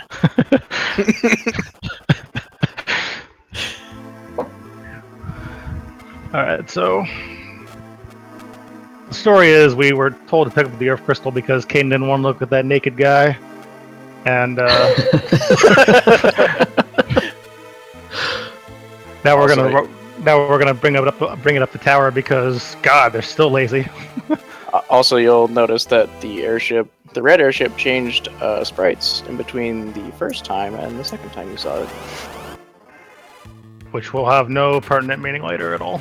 Nope, doesn't mean a thing. I don't know why they just couldn't have an entrance at the top of the tower. Maybe there's not enough oxygen in the air for the airship to be able to reach that altitude. It's obviously because Golbez is just mean for the sake of being mean. Maybe. I like to think so. I think that like he makes Kane go up the tower every time too, just to be a dick. Like, Kane has an advantage in that he can jump, so you know. Maybe Kane it's jumped to the top of the tower. Yeah, like he starts at the bottom and then he just jumps up. Like that's why there's no one else. Like none of the crew is up there at the top. It's only Kane. Ah, yeah. They're all still stuck Right. in the tower and just wandering around these back attacks.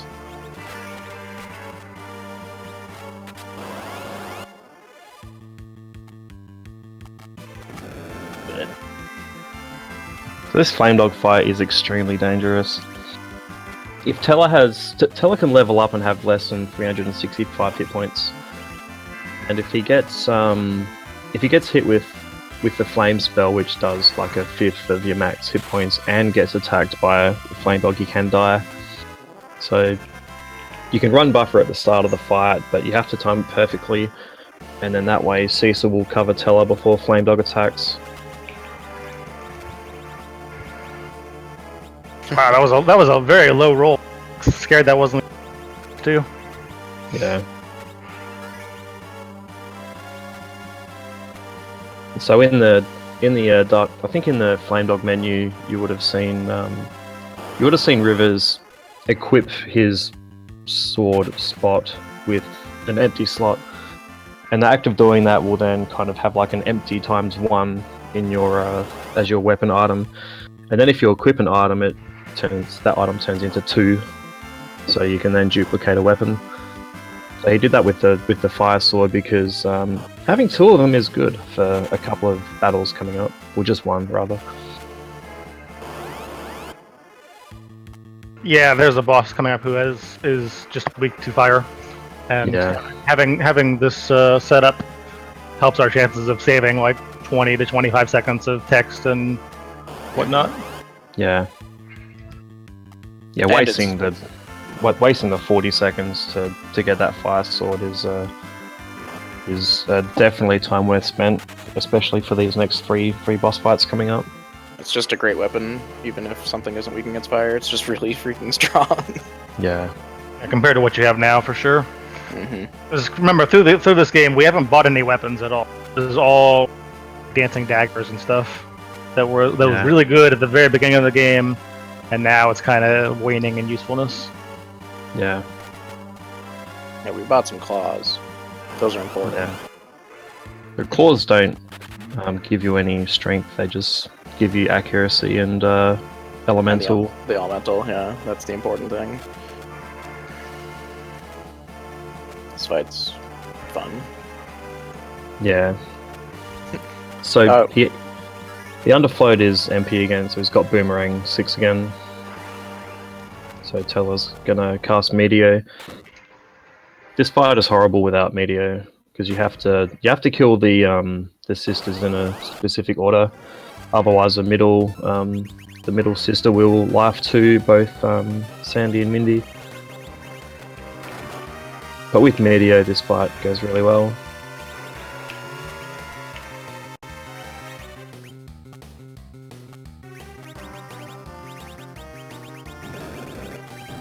Can Yang kill himself?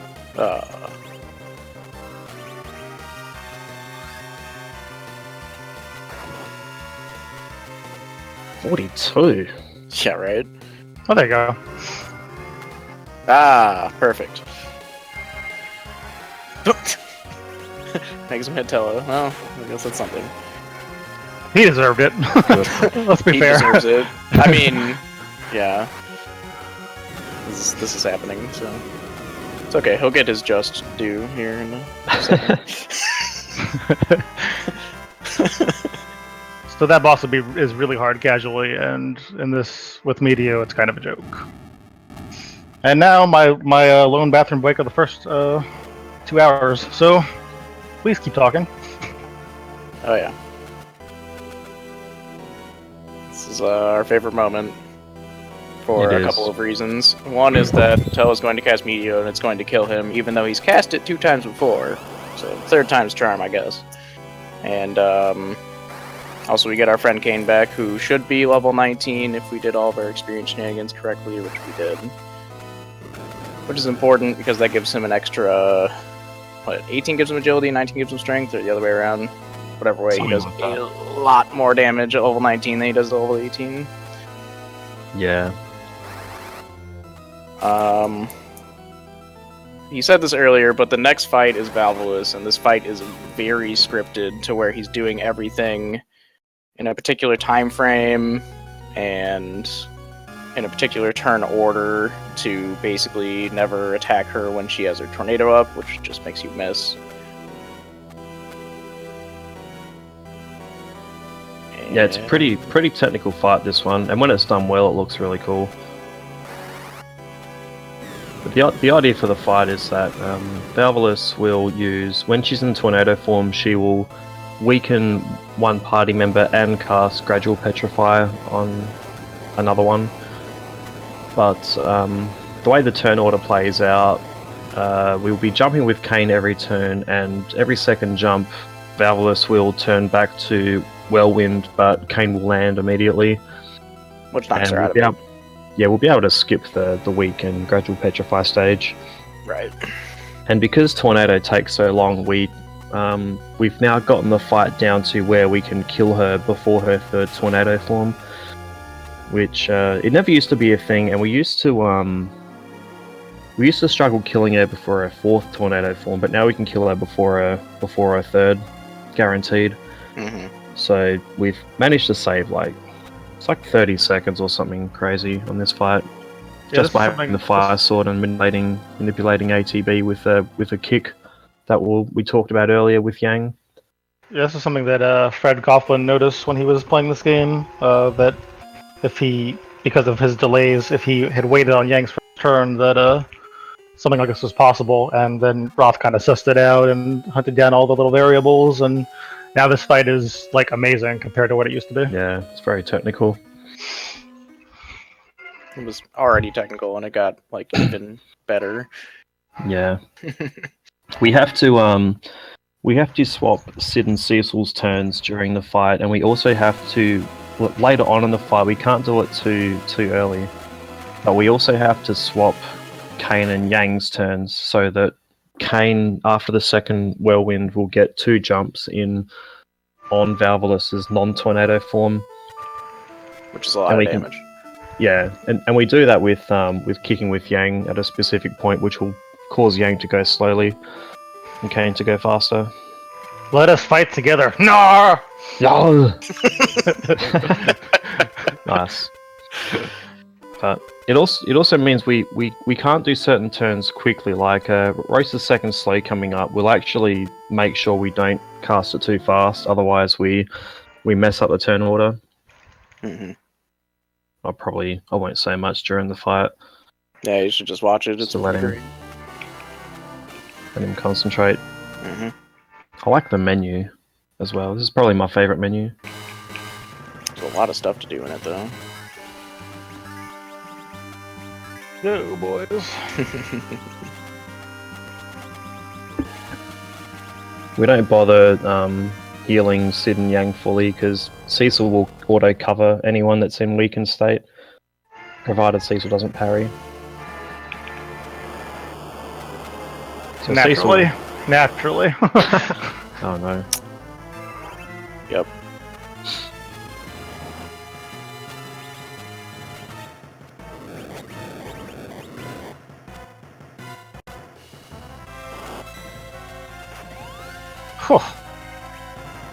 That's good. That's not good.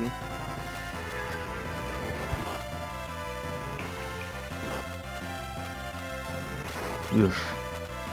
Not a good start. Mm-mm. Yeah.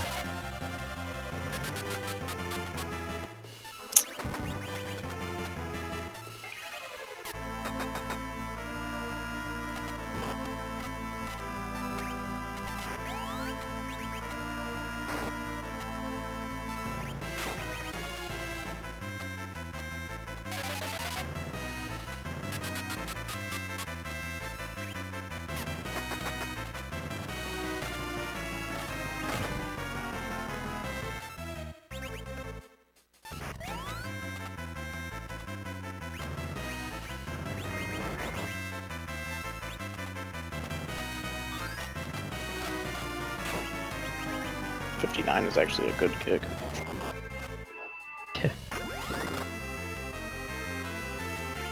Skills. So yeah, Kane landed before Yang's kick went off. Not that it matters.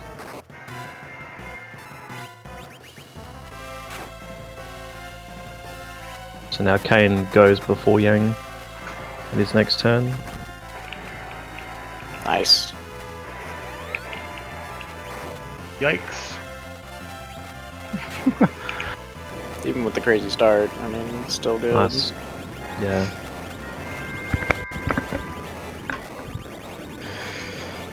Yeah, that went about as well as it can from that start, for sure. Mm-hmm. Had to pop the Yeah. execute too, but otherwise we were good. Cecil getting weak right at first is the worst thing that can happen. Included with Kane getting hit for about 300 because he's got enough hit points where he can get one-shotted, but Cecil won't cover for him. Yeah, that was a scary part of that. Yeah.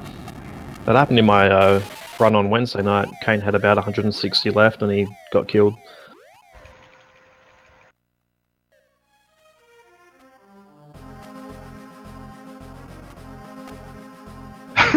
I enjoy every time that they say Kane's name now. In the text, it just looks so much better. Right, the dark crystals. Where is it? I don't know.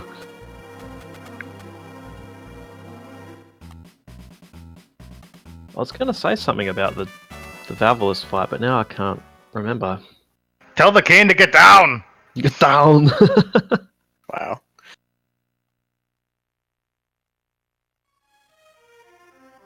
So hopefully, Roth's trademark catchphrase will give Kane some strength in this next fight, because how well the dolls go pretty much depends entirely on his damage rolls. Like, if he can take out some of the dolls, you lose some of the attacks, it makes things pretty fast.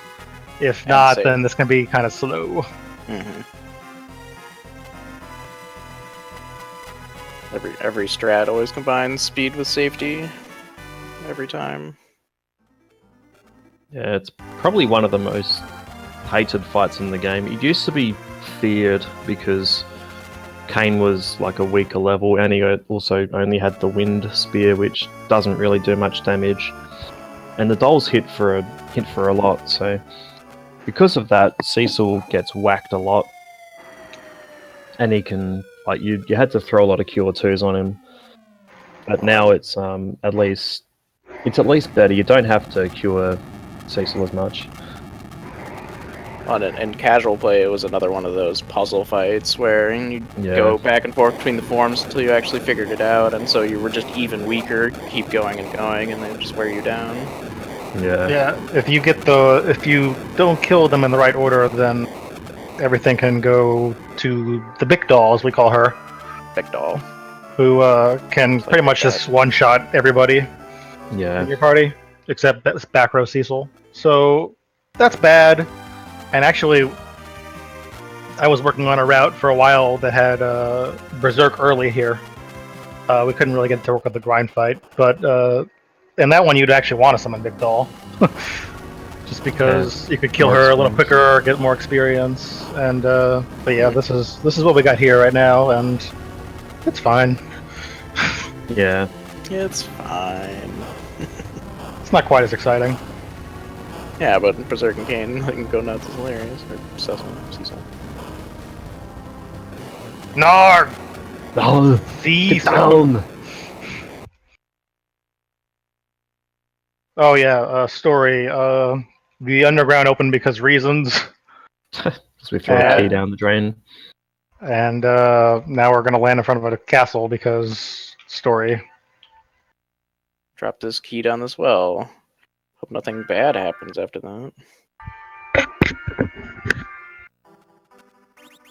In the old days, this battle had to be done at battle speed 2 because of the battle afterwards needed very fast timing to do successfully. But now we can do it at battle speed 1 because of initially because we found out how to use run buffers, but then we found out how to do the fight without using a run buffer. Mm-hmm. Well, as long as things go well. Yeah. Which I'm sure they will. Oh, of course. Yes. It's only FF4 during a marathon. Marathon luck.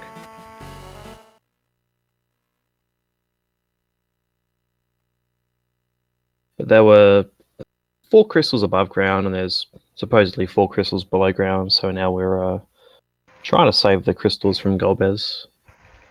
So we can't do something we're not really entirely sure of at this point. Yeah, he's just grabbing crystals because he's a hoarder. He just likes the shinies. He doesn't want the naked elf to have them. Exactly. He hates the naked elf. That's the real plot of the game, is the feud between Golbez and Naked Elf.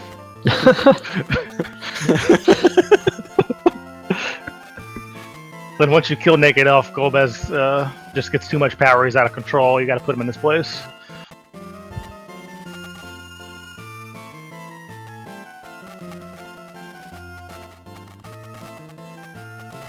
Difference between this fight and the Japanese version is pretty big.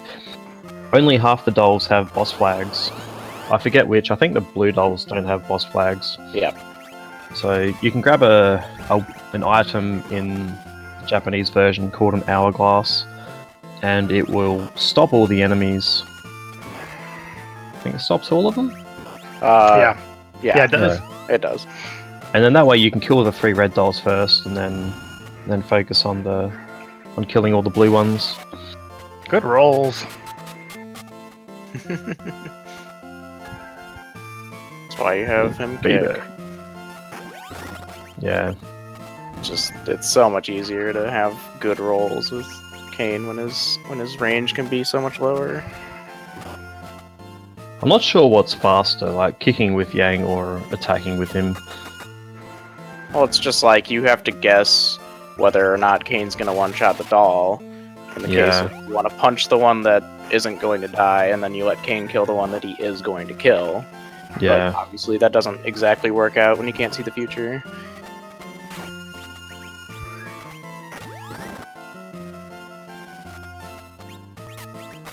Oh boy. Oh boy.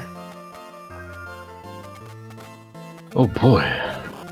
So that wasn't Yeah. optimal. That wasn't optimal at all because we can usually avoid having the can't run at the start of Golbez. But Yeah. now we gotta play it hard.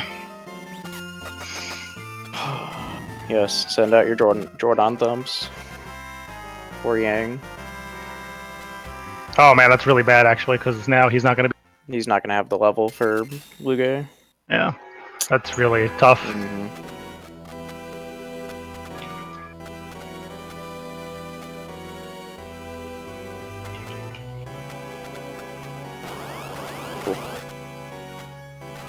Well, at least I got off.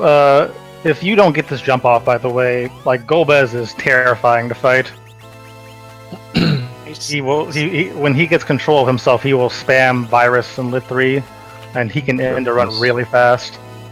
He's like still not so bad because Cecil has the fire sword, but yeah, it's not great. It's still gonna take like probably at least 3 or 4 attacks. Yeah. If you enter encounters with party members dead, the other party members are slower for some reason. So like, if you enter this fight with everyone alive, then you can basically just hold down an A at the start of the fight, and you'll be able to just, like, Kane will just magically jump into the air. Whereas if someone's dead, you have to time a run buffer pretty much perfectly at the start of the fight to get ahead of Golbez's ATB. And as you can see, like, Golbez has only got about 3,000 hit points, so if you can get Kane into the air, he won't die, and he'll also jump for like 2,000 damage and just Also- murder Golbez. Also, hi Rydia. Who is this Wyverns. Wybirds person? Ready? Why are they here? Yeah. Wyverns. Hello. So part of this, part of the story now is that Lobster Hand here is going to take a crystal because, Because we decide not to move 3 steps up. well, it's Four. it's very difficult to run that fast, I suppose. After the lobster hand, like, oof, it's just moving, just going across the floor so fast.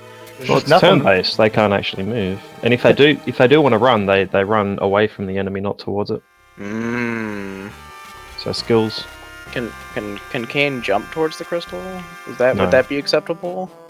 No, he would destroy it by jumping. Yeah, Oh. that'd be bad. No, that's not good. So the game Jordan. doesn't want you to have that crystal, but then you just cast warp and you get that crystal. So it's all good. Yeah. The plot lobster hand is now irrelevant. Yeah, for some reason the Dark Crystal's still in this room. I haven't exactly figured out why. doing that warp enables you to skip an entire dungeon later in the game, which The worst dungeon later in the game. Yeah. The developers probably didn't expect you to get back into the room later on. so there's a route now where you would actually skip actually pick up an elixir here and only go in with 3, but for marathon safety we are going to pick up the elixirs later.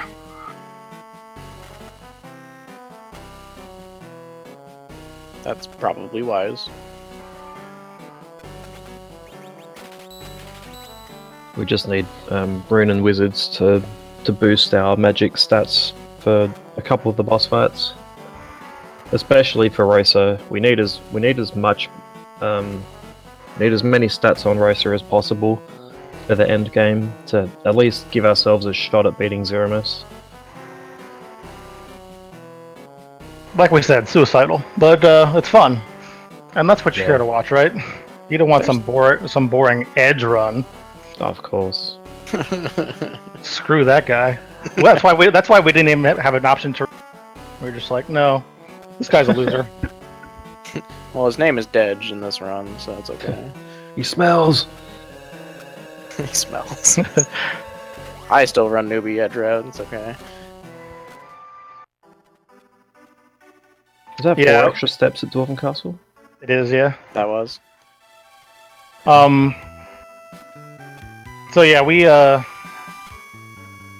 me and Roth are the only ones. Well, Fred has done it when he's tried, but we're probably the only ones who actually run this Rosa Percent right now. Most people will still go get the Drain Spear. Most people are smart. Loop it a lot with Edge. Or the Excalibur if you're really not feeling it. Yeah, Excalibur is one way to make the end game easier.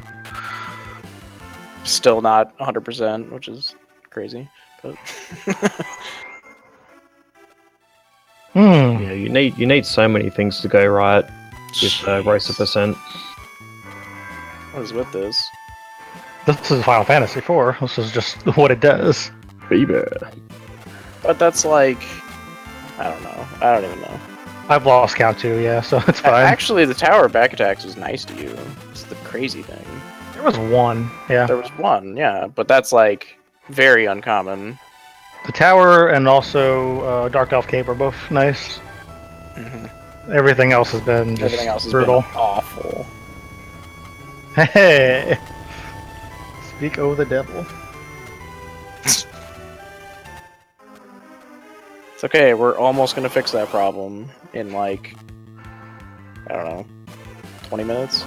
Yeah, another one of the big step forwards in this run was figuring out that you could use the cat claws to gain agility, and once you get Edge and he can equip them, you can run away from most encounters.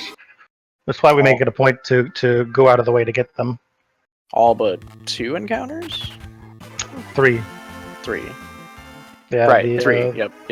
2-time Red Worm, 2-time Ogre, and 2-time Black Cat, I think it is. Yeah, and any encounter that has 2 monsters of the same type, only 2 monsters of the same type will, for some reason, have agility. Must be because there's only one ATB counter they have to keep count of or something. Or like they get double agility because they're trying to stack the monster stats or something stupid like that. I would assume that with the way this game is programmed, that's why it works that way.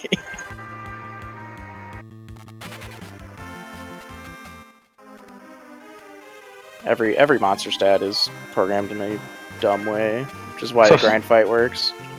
So story-wise, after we landed and got the crystal, then they were like, "Hey, why not steal some crystals back?" Which we're gonna try because we're dumb. That's really cool. Cool, dumb, same thing.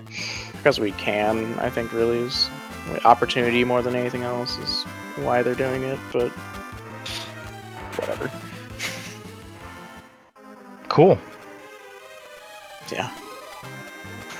This is nice. This is fine. Oh, baby. See, this is why though, like, it was okay to mess up the trash can, because now there's no real pressure for this to be a good run. Mm-hmm. And we can just enjoy how Final Fantasy IV likes to play with you. What did happen to the chat? Somebody chatted up. It's becoming red. I want to see some Jordan thumbs.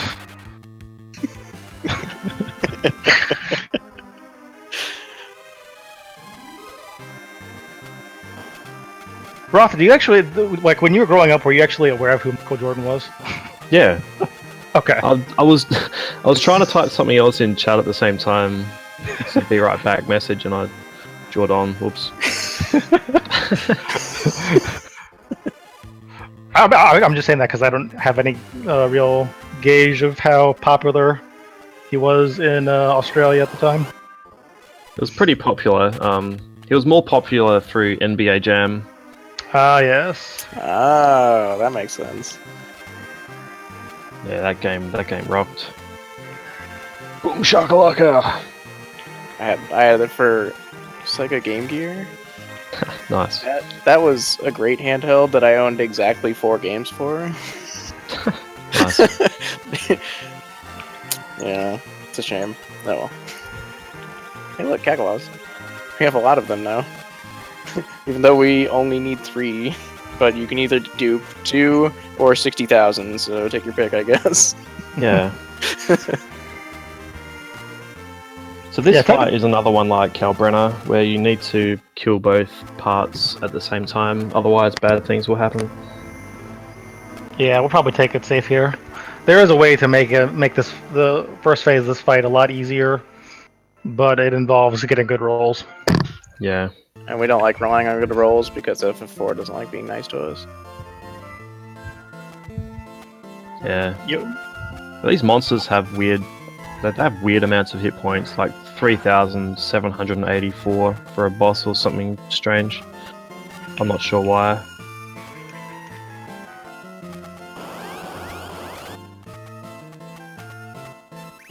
But if you kill Lugay before Balnab, then Balnab will just explode and kill one of your party members based on, I think, his hit points. And if you kill Balnab before Lugay, then Lugay will jump into Balnab and control him and like murder 3 of your party members. Yeah, it's not good. It's not optimal when that happens. It's not, no. So what we try to do is we try to balance the amount of damage dealt to both, and then have Rydia kind of use Titan and put both of them within like one attack of being dead, and then use Kane and Yang's last turns to kill Balnab. But depending on how much damage Yang will do to Balnab, because he doesn't have that extra level, we have to be mindful of how much damage Rydia will do to Balnab and then adjust accordingly. That was So a lot.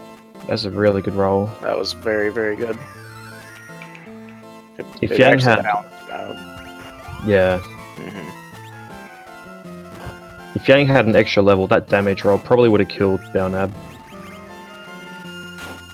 Right. Yeah. So that's gone ideally. Of course, it's probably good that it didn't because Yeah. Yeah. Otherwise, rip. Because you go straight into Lugay, and Lugay will murder you. And the fight also goes downhill pretty quickly if you come in here with one of your party members dead. But Yeah. he'll cast poison at the start of the fight, and poison overrides his gas counter attack, which he'll do every single time. So, first person it could hit. God. Of course. But yeah, he's got a script. He'll laser Rydia. And he gassed her. Awesome. Oh, wow. Nice. What a game.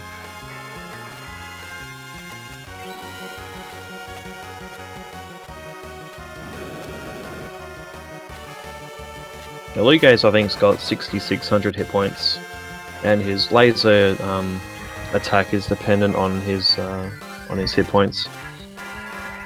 So, ideally, you want to beat Lugay right after he's healed everyone. If you kill him before, you have to waste time in your menu healing, and that does happen. This fight. This is bad. And Oof. this is a very poor Lugay fight. Yeah, this is kind of why we hate this fight. Yeah. It can just go so wrong. Even though Really? he isn't really like going to kill you, he's just going to waste your time. That's Yeah. it. He basically can't kill Cecil, like, unless he lasers him first. Yeah, he's being extremely careful to make sure everyone's alive, because we need Rosa and Rydia to both be level 20 after Ruby for the grind fight. And so, like normally you can have Rydia or Rosa dead after that. But it's just good to get fired, especially for a marathon. Right. Get all your turn orders correct. Yeah, Have a smooth grand fight absolutely. instead of trying to always catch up or do things like pausing and waiting and whatever. Yeah. So now we've got the tower key, and we learned that Luga's gonna murder all the dwarves somehow by this super cannon. So we're gonna destroy the super cannon. And so we're going to save the dwarves. And then Yang's gonna get a hero comp.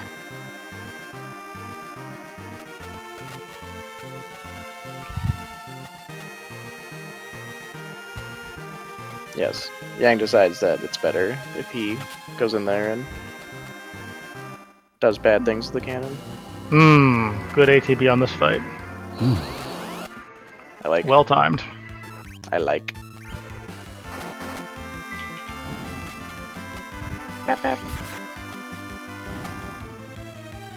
It's another level for Hernarg. And Choco. Ooh, Berserk. Baby. Finally, we can Berserk Ruby. Berserk means level 20, right? Yep. Yeah. Yep. So Rose is fine now. I think Rydia needs 1? Yeah, Rydia will Yeah. as well. Yeah. Rydia is actually. It doesn't actually matter now at this point, whether she's 19 or 20. I think.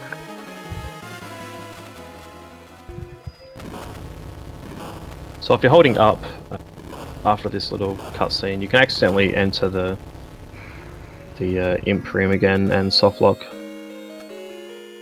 Because there's no exit in that room. Yeah.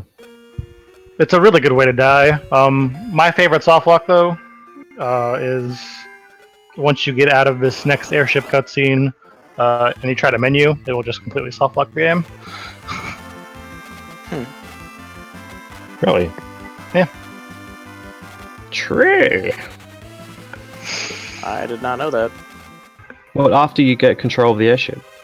Yeah. Wow. I might try that. That sounds like fun, yeah. It's a great way to go.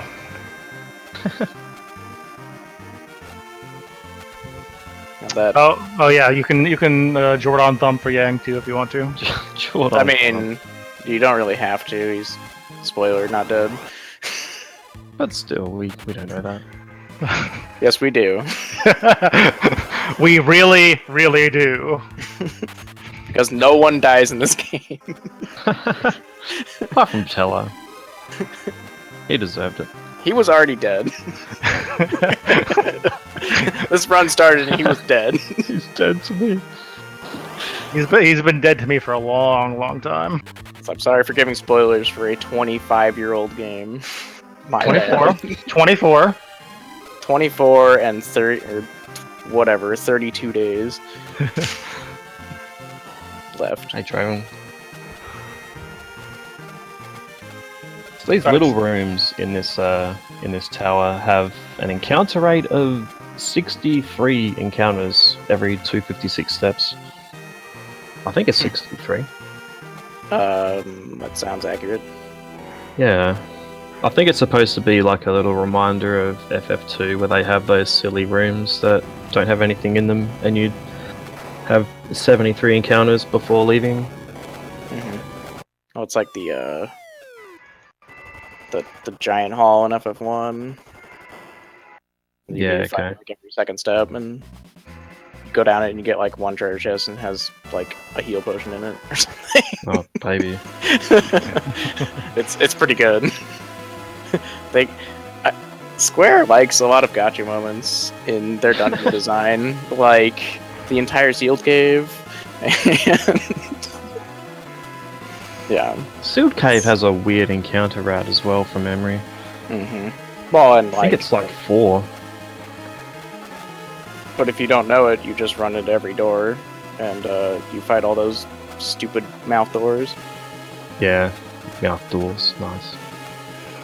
Yeah, Red Blade, if you want to play this game, join the Discord, join our weekly races once you learn. I mean, it's a lot of fun. until you get trolled. Yeah, for as much as we talk about how awful this game is, it really is amazing, or else we wouldn't speedrun it. He said, trying to convince himself. I mean, I'm just saying, out of the three of us, I speedrun it the least, so obviously I'm winning.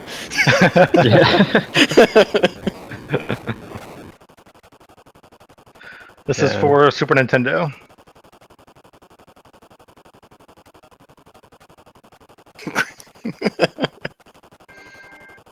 X-Bone.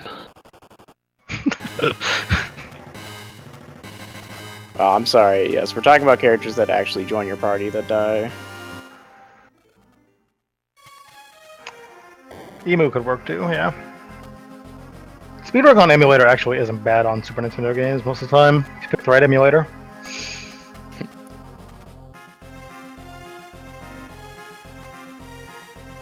Alright.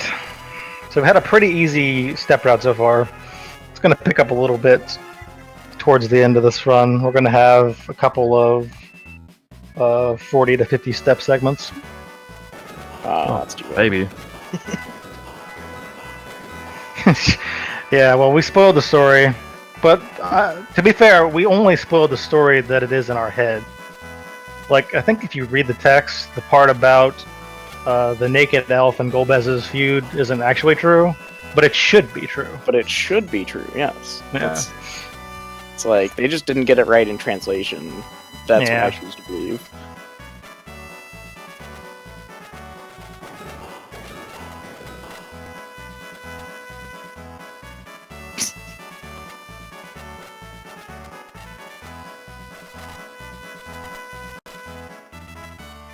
I will hovercrafto. Yeah, it's amazing how when you need something to get into a place, it magically becomes available. One of those magical bullets you love so much. This is where the route departs from the quote easier route, in that you would actually enter Eblon Castle and get the Drain Spear in order to actually get through the next couple of fights. But obviously Rivers is not doing that because he doesn't like Edge. And you also get more experience as well. True. It allows you to hit level 20 with certain characters a lot easier. Than having to plan it out all super carefully like they've done. Yeah. Whee! Aww.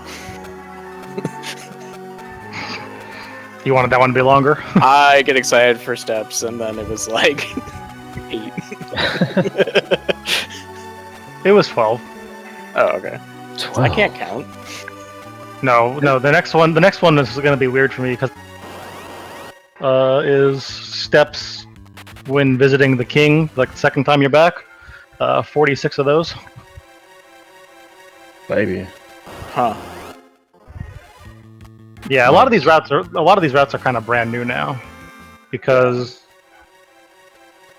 we just figured out this Rosa stuff like to the best of our abilities recently. Honestly, we're still developing stuff. Like Ralph wants to throw like a Cure 3 in here or something.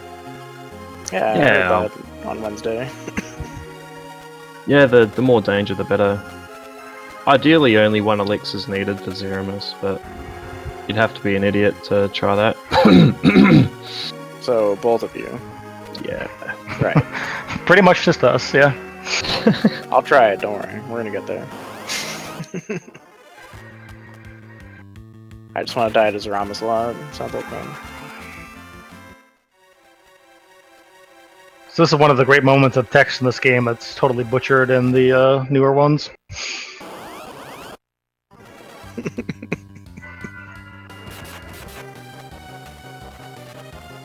Was it flame? Was it insert weekly meme here?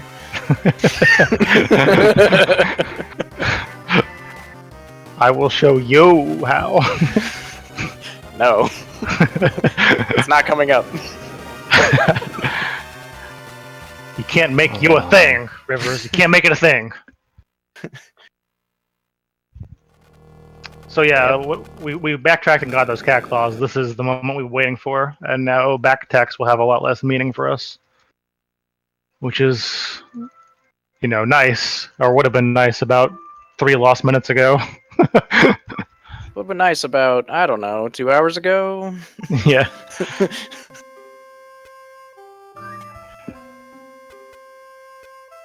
Chocohook here too. Playing tactics now.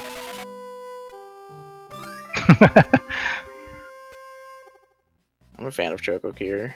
I know. I just got that joke. Look at me. You're welcome. I'm so awake right now. I'm surprised that I'm actually still alive. I don't know. I actually worked until like 2 in the morning and then stayed up. It was pretty fun. By the way, if you guys are wondering, my already plus. You're what? Sorry. I'm already losing time on my root split. Nice. And this is an average split too, so good times. You. It's okay. It's all because of the naming. That was it. That's the only thing that lost us time. Yeah, everything else in this run has been great. Don't get ahead of yourself. It's not ninjas. It's ninja. The only one you're gonna see. Now, if you want to play After Years, then you get ninjas. Oh yeah. So many ninjas. I wouldn't suggest it.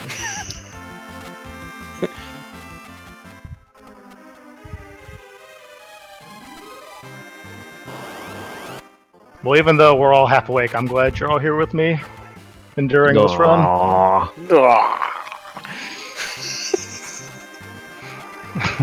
Feels Jordan, man.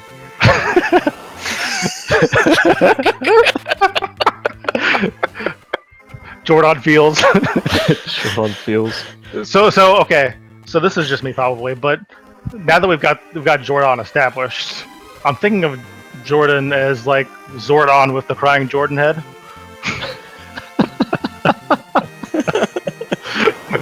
Oh no. Jordan feels. Jordan champ. Jordan sadness. The pyramid. Ruined. Bo. He says Bo to your Jordan feels. Hey, I made stairs. You can climb them to do the 64 door glitch.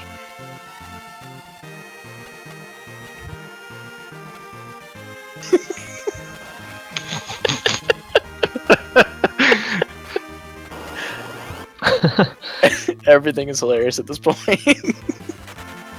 Well, it's also just, I mean, we're tired. We'll put that out there. But also, like, we just have fun with this game. When things are going terrible, you just gotta laugh sometimes, and that's where we're at. And we face it together. That's why we lose track of back attacks. Because you just don't care after a certain point. You're like, yeah, it's like 20, whatever. I don't care anymore, game. Yep.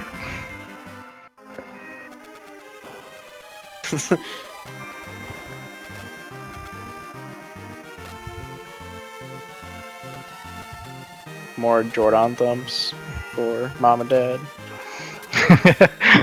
Oh yeah, I guess they do die too. Yes, but originally we were talking about our party members. Goodbye, 65,553 cat claws. I found it on the inventory.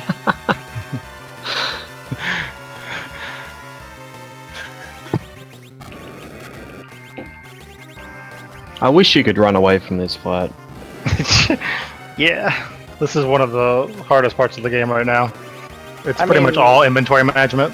Yeah, if you ran away, you couldn't do all your inventory stuff, so... I don't know. The best part is when they cast Fire 1 and miss, and you don't have enough time to menu. Which never happens. Oh, It totally. It happened like 4 Wow. times. As I was saying, never happens. Yeah. But it really is the best part.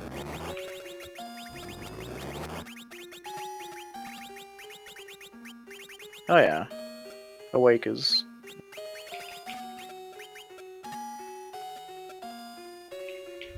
Paladin runs are super fun. They are, yeah.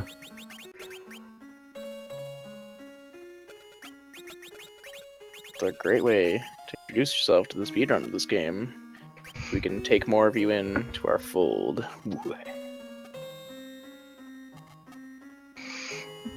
So the Ruby fight, it's pretty technical too. I think Roth can Yeah. probably explain that while I'm trying to do it. But not easy. Can go wrong. Can go off the rails pretty easy. Yeah. We've discovered that you can run buffer with Kane and with Cecil though at the start of the fight to then give yourself a lot more damage. But the idea is that we need to do as much damage on Ruby before he casts Glare, because once he casts Glare, someone will die, and if it's the wrong person, you lose a lot of time. So we'll be flooding with Edge and then run buffering with Kane, and run buffering with Cecil to attack, and then Riddy will cast Ice 2, will parry with Rosa. If you don't parry with Rosa, turn order will be messed up and Glare will go off a lot earlier. But you'll see how much damage we'll do with Ruby before he goes back into his cape. And then leg. And the second part of the fight relies on lining up Edge and Riddy's turns as Ruby exposes his leg again. Sexy, sexy leg. His question mark leg. We try to be mindful of how much damage we've done to Ruby with Cecil and Kane's with Kane's turns. Because if we've done enough damage, we won't bother attacking with Cecil. We'll just cover instead. But glaring Kane is bad, just because he's the main damage dealer. If you do physical damage to Ruby in the form of an attack, then Ruby will counter with Fire 2, and then kill off any party members who have just been resurrected normally. I suppose.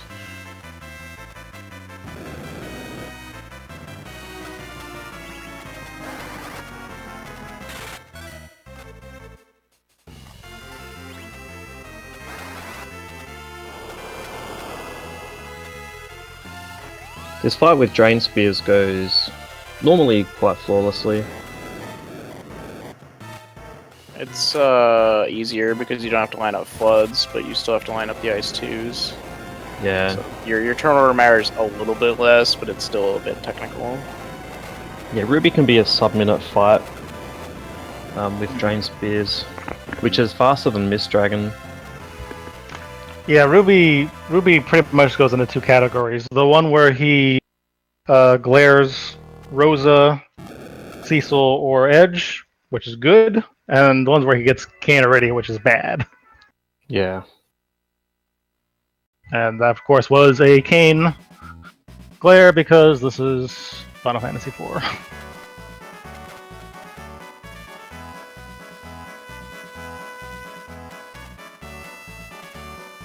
You feel like you go through phases where Kane gets glared an absurd amount. Or Kane just dies to everything an absurd amount, like for basically no reason. He'll just like die to Valvalus on a 300 hit, or get glared, or whatever, and it's just never good. Yeah. Hashtag never lucky. Hashtag FF4. They mean the same thing. Yeah. Hashtag Jordan thump. Get it trending.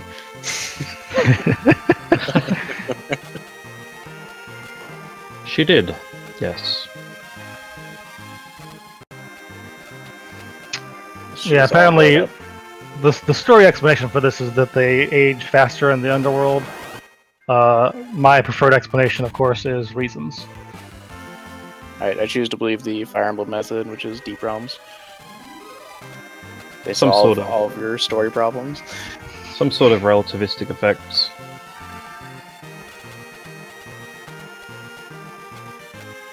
Also, conveniently, you find an airship here. It's just kind of chilling. I don't know. Well, you're supposed to get the Yeah. crystals back, but then you couldn't. So you fly away. So instead of staying there and trying to work back and get the crystals, you're like, I'm scared. And you get this airship, which looks a little familiar. Yeah, and it's called the Falcon. It is called the Falcon, although I think that's just the name that Edge gives it. It's not actually called the Falcon. True. Man, look at those steps. That was sweet. Yeah, those don't count actually. It was just me being tired. Oh, they're still steps. Wait, no, not that tile set. They aren't steps. Yeah. But this is, he is actually taking extra steps there because of the whole full gray tiles as opposed to the tiles that are behind the pillars. Yeah. Which saves time later when you take steps back and forth. It'll be slightly less steps.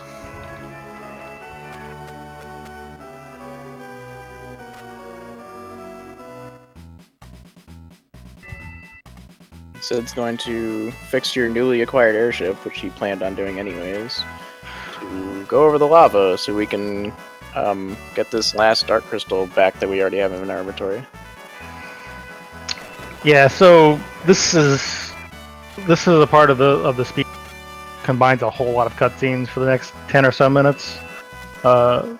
In the course of a normal run, of course, you would be actually doing the sealed cave, and you would be, I don't know, there are other things you can do down here, but we don't actually care to do them because fast.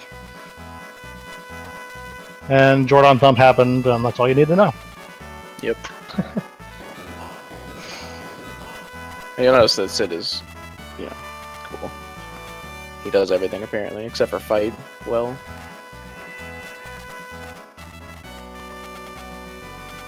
Well, Sid's helpful during Valorless, but I mean, he just doesn't need experience at all. helpful, I guess.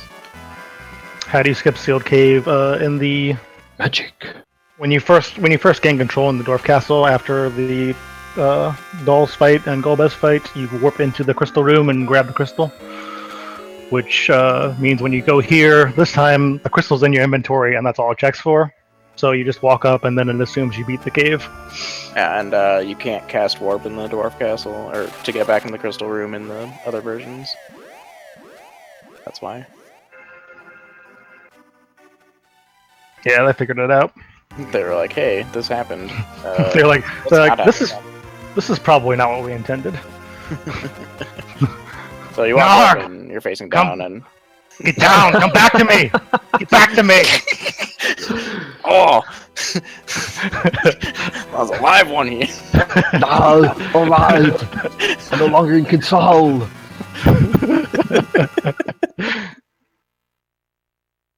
I enjoy that name entirely too much. I'm really glad that happened. Come on, go. And so we beat the sealed cave. Yay. The hardest dungeon in the game. It probably is. So where do you start here? It's right there, okay. 1, 2, 3, 4, 5, 6, 7, 8. Yay!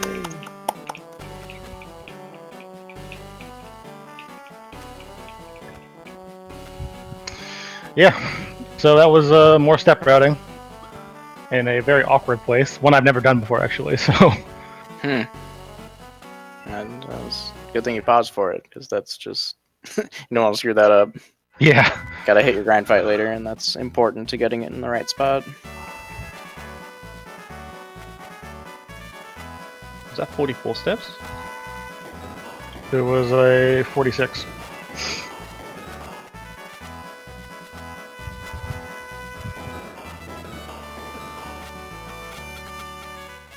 Are you taking anyone in the naming way code? Yes. How many are you taking there? The route is... Actually, let's point I don't have to actually push any buttons right now. So the route for this seed that we got is right here. And you can see we concentrated a lot of the steps toward the end. 36. Draw 42 in the CPU. But yeah, Exodin, who is the one who made site, he's just a really good dude who's done a lot for this community, and pretty much any route you want to do, he's got something on it. So pimp that site. It's actually like a lot of people that have done routes to this game too. Yeah, myself does them. Fred has done them, and Fred actually Uses F his own. Coughlin, who you might know from, but that his routing has actually improved Exton's routing. Mm-hmm. So now they kind of work together.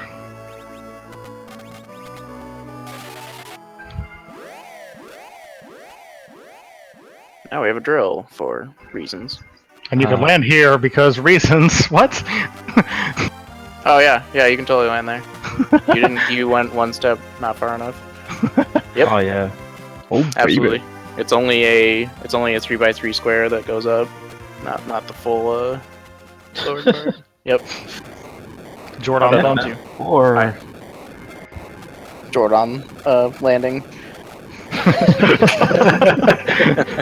Air Jordan. Air Jordan. Air Jordan. Oh Oh wow. Those mages. Oof. Oh. Body.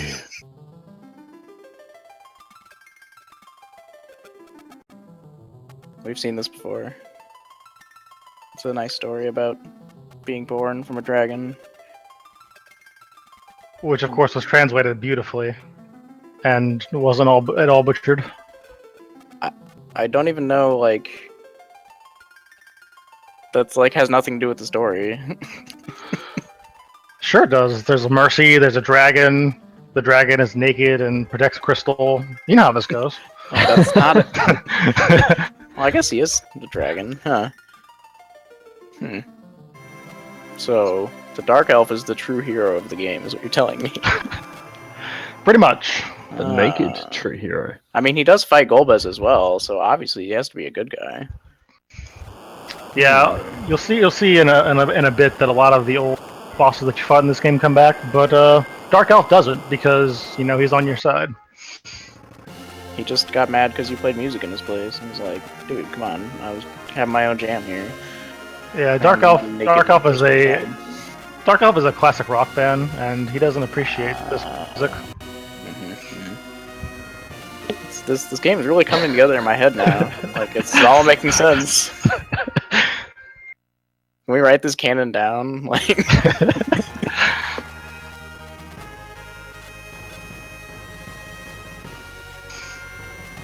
So, if you didn't know, if you go outside to your local body of water and pray, a giant spaceship will come out of the water. shaped like a whale for I think you whatever should try reason. it. You can try it after the run's over, and yeah, it always works, 100%. Well, you need some black and white mages as well. Some Mysidia babes around you for it to really happen. Mysidia Babe and Kaipo Hunk. Hypo Hunk. Purple hunk. Oh yeah. Is that actually a name we've seen, or did you just make that up? I made that up earlier. Earlier, no, probably- I know, but that's when you made it up, right? Yeah, that was on the spot. Okay. We're getting final weapons. What do you mean by final weapons? We're leveling up. Nope. No more weapons. Actually, we get 0 more weapons because you're doing Rosarout. Yep. Yep. Well, technically you get the stupid Fusio staff, but that doesn't matter. It does matter. Well, whatever, it matters, but it doesn't. Because you would get it regardless. Yeah. Extra. You're not- The lunar staff that we get from Fusoya actually raises Rose's magic damage by a lot. By a lot, yeah, because of Holy and whatnot. Encounters, huh? Who would have thunk it? No, this is actually what these new routes usually bunch the encounters when you have cat claws and up to the descent. That's what I'm Makes discovering. sense. Yeah, because you don't want them during the descent either. Because it's faster to have them here. Yeah, and you don't want encounters inside the lunar paths as well, because you've got a chance of getting red worms. They will bite your face. Well, they actually Welcome. take time to run away from. Welcome. Wait, why did we go here? Also, You've got Beard Puddle. well, I mean, so we summoned this spaceship because we like spaceships. We flew to the moon, but why were we going to the moon? Yes, to meet Epic I don't Bearded know. Man. We've run out of Well- alternatives. Might as well visit other planets. We're probably trying to find someone who can resurrect Dark Elf. Ah. Yeah, Right. that's a ticket. He does know all the spells as well, so we get a little life 2 in there in the Dark Elf Cave, and we got another ally. We have a 6-person party after that.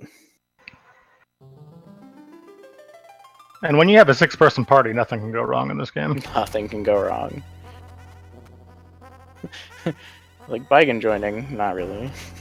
Or Sid joining, Yeah. Actually, if you manage to get the game out of order somehow via misclipping or something like that, usually soft locks, but if it doesn't, you get a new character who joins as Dark Knight Cecil with 0 HP. And he can pretty much never be alive. Yeah. It's a good time. I have not seen that either. Yeah, if you ever watch, My Stuff 086 has a video where he pretends that you can clip through Mount Hobbs, and then he gets Yang, and Yang is a Dark Knight Cecil with 0 HP. Oh, you mean like clips through the ice? No, like clips through the entire overworld map. Oh, okay. All right, now it's time for more steps. Sounds awful. Yep, we're gonna be quick leveling. It's called the grind fight. It's the worst fight in the game.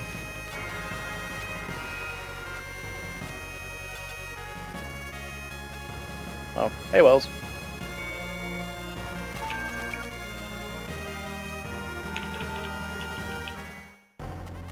One, 2, 3, 4, 5.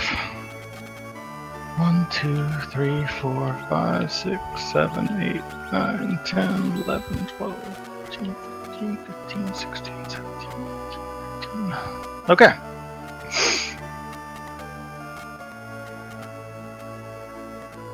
Good I job. really should have saved. I'm gonna save. I like the moment of pause and like, yeah, this is a good idea. Yeah. Yeah, the grind fight can't go wrong. It shouldn't. It shouldn't. It really shouldn't. Also, Just- CPU could go wrong. Fiends. I mean, they went wrong on Wednesday, so Yes, they did. you're like, I'm gonna do 3 Elixir route. Never mind.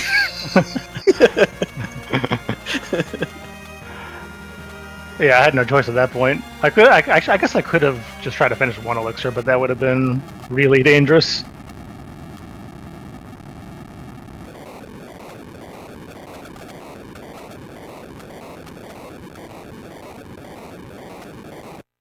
Also, Giant comes out of the tower for reasons.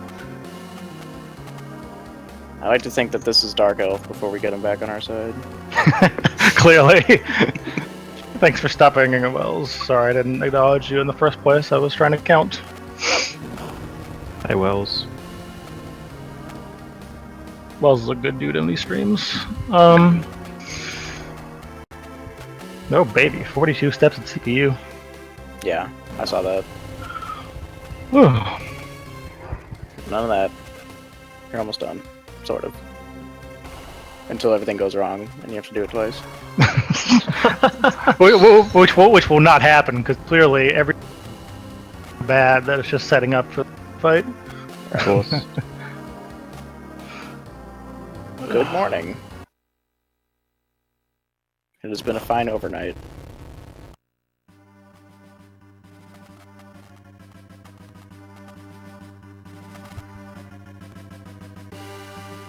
Good morning. Welcome. Oh yes, here's you discovering that every single one of the characters that has died is actually alive. All of them. Total. It's the anti-Jordan thump. Anti-Jordan Thump. Jordan Thump. Sorry. So it's like so that I guess. MLZ. I don't know. Mr. Z. Nodrog. Jordan Thomp. Nodrod's Trump.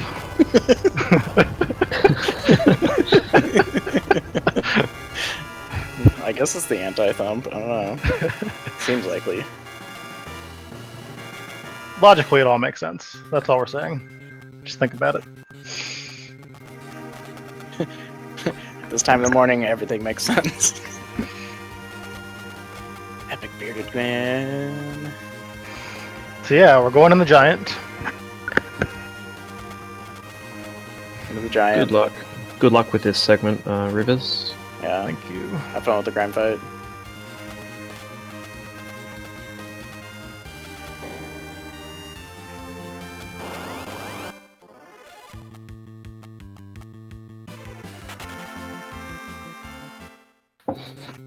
Alan Z says, good luck to the fiends. They had good luck on Wednesday. I mean, come on. And Z, you actually Ruined this run, thanks. you trolled hard. Like, Yeah. Very. You were busy actually killing us to be in chat. actually, totally my fault. If I didn't explain that earlier, but No, we did explain that. Okay. That it was a little late or earlier, whatever. Ross said it, I don't remember now. words are hard. So this is one of our last menus of the game coming up, where we're gonna get all our good magic stuff onto Fusoya and Rosa, and then prepare for grind fight. Prayer for. Yeah, so we give Fusoya the change rod and Gaia gear and rune armlet, so his nuke damage is good later on, and Rosa gets all the gear for the rest of the game, apart from one thing later on that we'll get in the lunar subterrane. This the grind fight only works with a specific formation that we know of, so we'll be using it to skip enemy actions as much as possible. Well, and because of the experience route, we have people at certain levels that they should theoretically go in a good order for us. Yeah.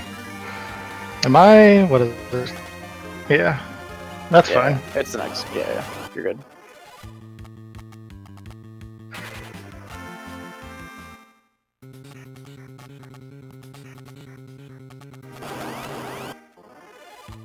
So up to this point, Rivers has manipulated how many encounters he's had for the run, so that when he walks into the next room, his first encounter will be a grind fight. It's either his first or the second. I'm not sure which. Oh baby. Yeah. So I actually messed up route somewhere. It's gonna be okay. We're just gonna take more steps. Oh, I see.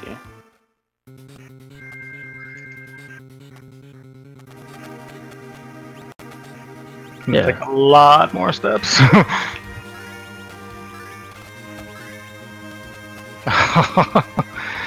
Okay, I'm gonna put the headset off. You guys can explain this a little better. So, Cool. the basis for this fight is that the searcher enemy will summon an enemy every time you attack it, and it has no enemies around it. And what he's doing at the beginning is making it so that it's easy for it to kill at the end of the fight, but then it will summon an enemy called D-Machine, which is worth a lot of experience. And essentially we'll be using the weak spell to put it at no HP, hitting it to kill it, and then using life items, which would resurrect it, except that it has no vitality stat, and so it actually resurrects at 0 HP and dies again. So for every time that we kill the D-Machine, it actually counts as 3 kills. We need to kill 18 of these, is that right? Yep. Yeah. 18 to get Rosa to the correct level, so she has notably Wall, Cure 4, and White for the last fights in the game.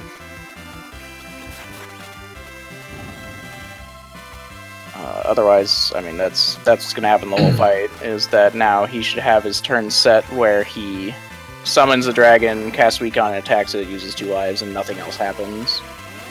But then that. So if you queue up an attack and the text box comes at the top of the screen, it's just like the can't run animation where you'll skip ahead on turns of people that have already put in their ETB. And so Rydia jumped ahead of Fusia's weak cast and attacked it before it actually got weaked. Yeah, the timing for this fight we have no control over, sadly. The Searcher's text boxes, the Searcher agility I think goes really weird after it summons a creature. Mm-hmm. And so when you confirm the A button on Fusoya is weak, it seems to be random as to what agility you'll get. Right. And at the start of the fight, you just you have to hold A going into Rydia's second turn, because sometimes you'll get the Searcher text box appearing, but sometimes you don't. And if you don't, the only way to maintain the double life strat is to hold A through the turn. Searcher has, I think, 5,500 hit points. Yes. And so now you basically just get through the fight. So Rydia, the Searcher text box appeared again at the same time Rydia's turn appeared, so Rydia jumps to Fusoya's turn. It acts as a run buffer. Right. So normally you would get Rydia's turn just before the Searcher text box message appears, and then it'll act as a run buffer, but ATB is gone far enough so that Fusoya will go before Rydia, and the turns will line up.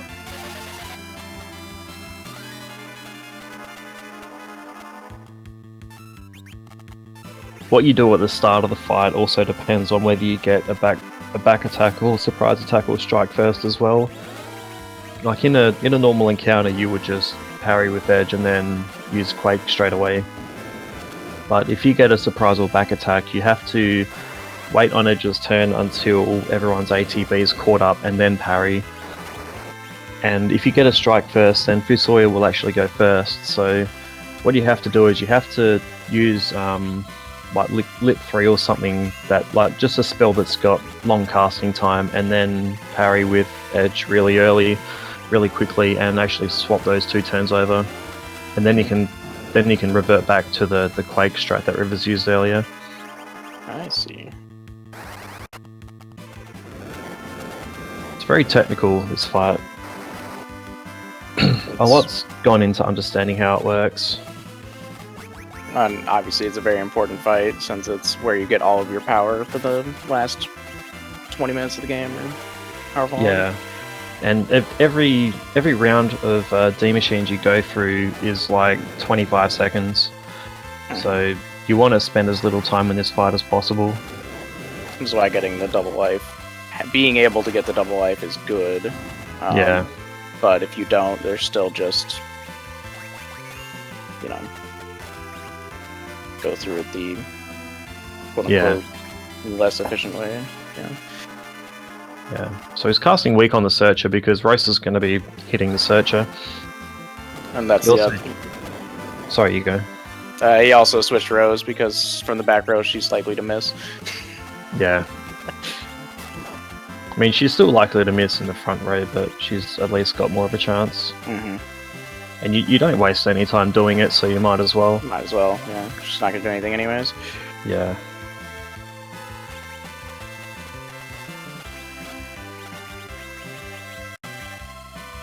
The weak spell is quite useful in this game. Absolutely. So I came up 1 short there actually, but I think we're okay. Oh, yeah.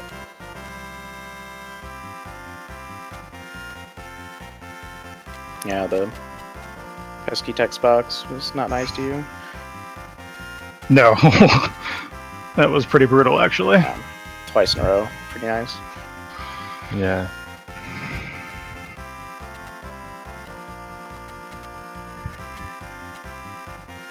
Alright, so from here, switch Rosa. Get her all the good stuff that we're going to need later here. And... Alright. Important note, I don't think we said it last time, that Riversmccown actually heals you to full every time you would fight him, so you don't have to actually heal any of your party members after the grind fight. You can just go directly into this boss fight. Because he's a nice guy like that.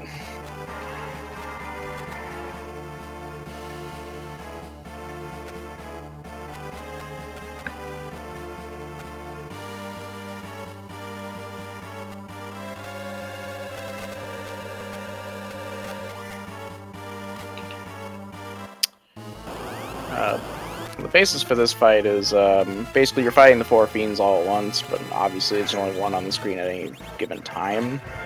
So he's going to try and kill the elements with reflected spells so as to not trigger their phase change, which would happen at about 50,000 HP or something like that. Yeah, the first 2 fiends have a combined total of I think 57,000.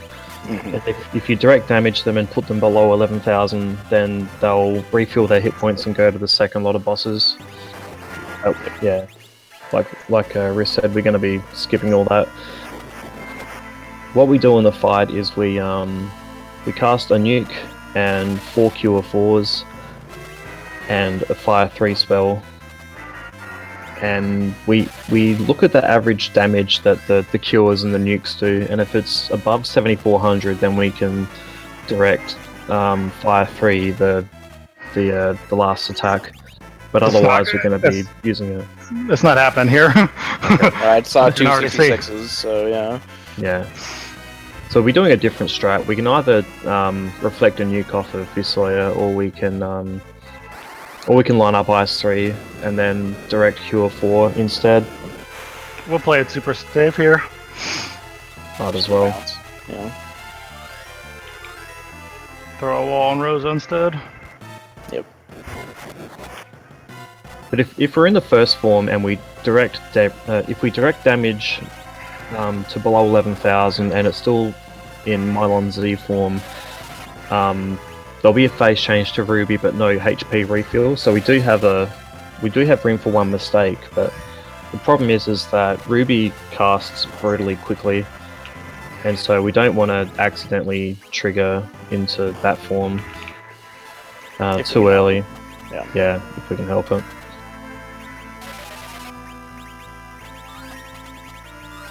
It can happen that you can do too much damage to Mylon Z at the start of the fight.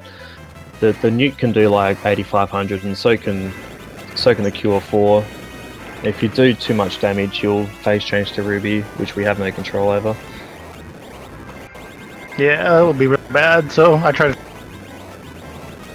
Yeah.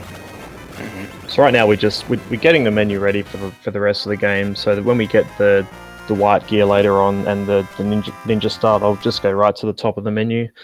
So our last equipping segment's as fast as possible. I was trying to line them up really nicely. Yeah.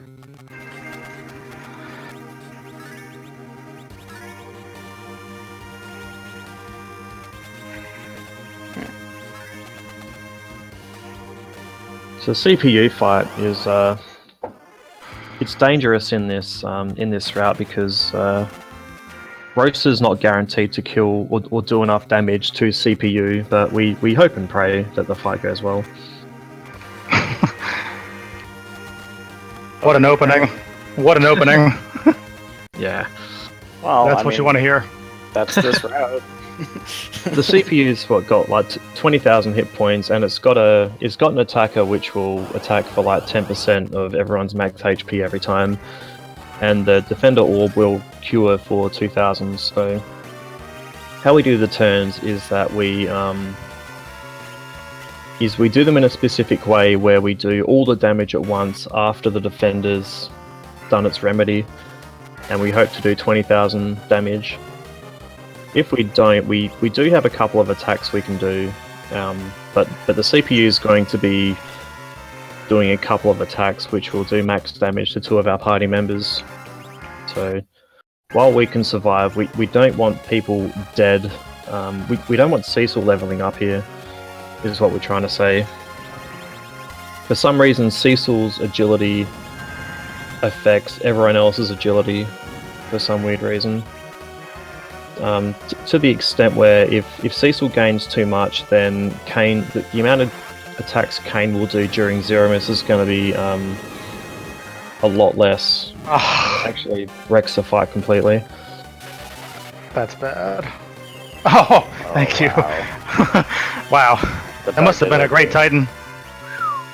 Jeez. Yeah, that was. Anytime you see a number starting with a 6 on, it's really frightening. Yeah. Really bad. Yeah, you would have only killed CPU by like a few hundred, if that. I didn't check the Titan damage, but yeah. It's like 1800, I think. Yeah, then it would have been like 70 or something like that. Yeah. If I can- It was extremely close. Oh yeah. And now we can talk about the story again. You've made it.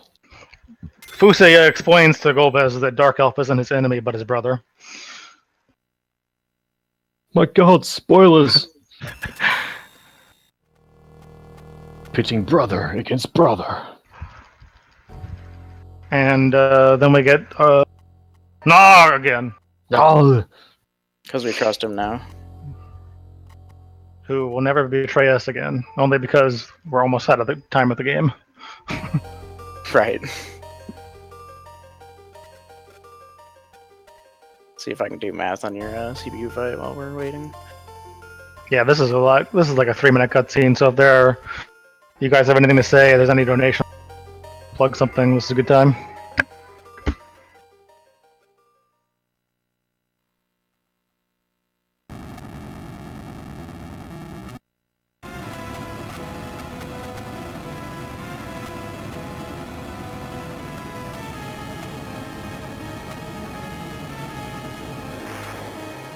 Hernarg.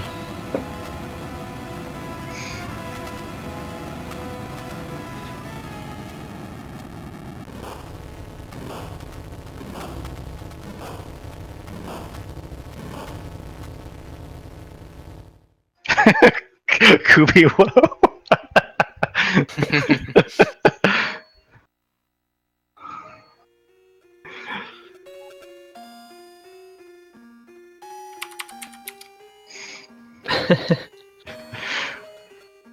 That's that 15-minute segment is it scares all the runners. You did 20,000 damage and 121. Oh, nice. Oh, baby. Yeah, so it's calculated out to where the average white roll is 79, maybe a little bit higher. But yeah, if that goes wrong, if any of the damage goes wrong, you can get screwed really easily there. Thankfully, we just avoided it. Yep. Yeah, and you can't really recover just by like throwing a nuke at the start of the fight or another spell, because like CPU's always got wall on itself. And yeah, it's tough. There is a way we found to get nuke off.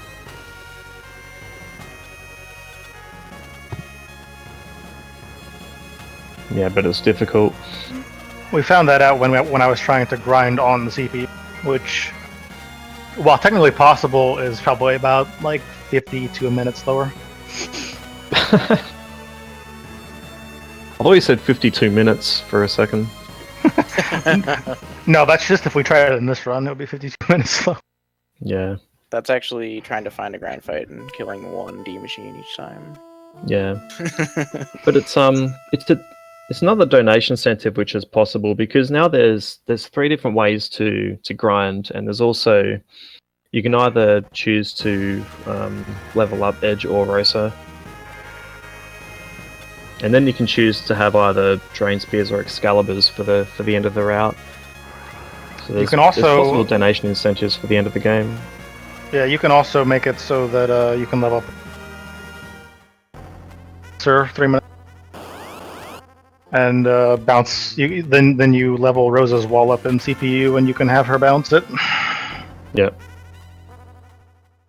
Cecil is the character you don't want to level because if you power level him in any way, since his agility is kind of what drives the ATB of this game, it makes everything incredibly slow. And I actually tried one time to grind Cecil up and Excalibur him, and I berserked him at the start of the fight, and he got 2 attacks off before Zeramis got 3 big bangs off. Oh wow. So yeah, Huh. not advisable. Yeah, and that's compared to leaving Cecil at a low level, and like berserking Kane, who will do like 4 attacks every big bang. Every big bang, yeah. But you need Cecil leveled up enough for certain fights. Like for the Rubicante fight, you either need level 20 or 21. I don't remember which, but if you don't hit that level, then Edge won't go as Ruby's changing form at the start of the fight. Mm-hmm. Yeah, it's 20. If you first part of the run, kind of worrying about how to get Cecil, and then when you get here, you're like, Cecil, if you want to die in a corner or something, that's cool. Yeah, absolutely.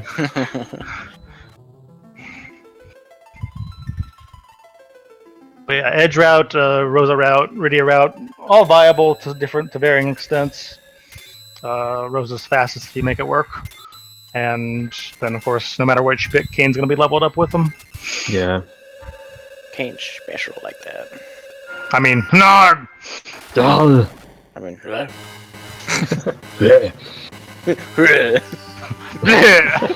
that's all the attempt I'm making at this point. Jordan thumps for Grizzly's voice.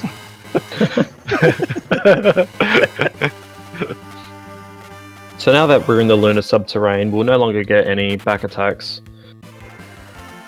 There's a couple of formations which will attack you, similar, like namely blue dragons and these floaty type enemies. Red dragons are also bad as well. Yeah, you have to watch out for them. You'll probably see one just because I'm an encounter. Separate turned out fine, but I'm 1 encounter ahead right now, and I'm also going to do the last save I decided. So Yeah, well, you might as well. Yeah, you got to see the ending, or at least Zeramis die. We have time. We don't really need to see the ending, but we do need to see Zeramis die. I do need sleep, so just kill him the first time, please. Please. Lol. I'd like to go to bed today. yeah, I'll get right on that, guys. Let's see. Jordan, Wait. Thomp, and Knuckles. Nice. So, a little extra safety here. I'm going to pick up this protect ring. Only costs about 5 seconds total to get this. Throw it on Edge. Hope it goes well.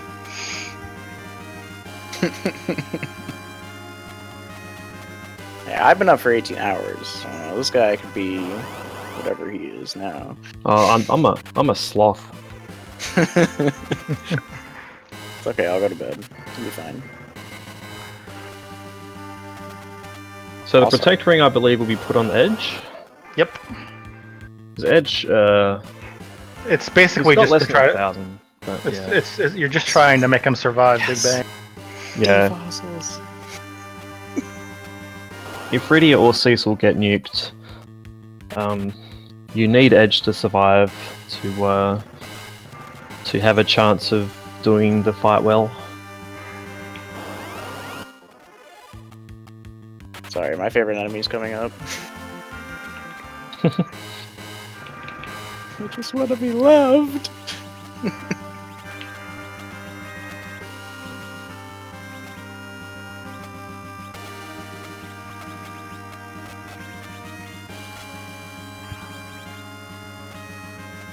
How close are we to being done to this run? If it goes well, probably about 10 to 12 minutes from here.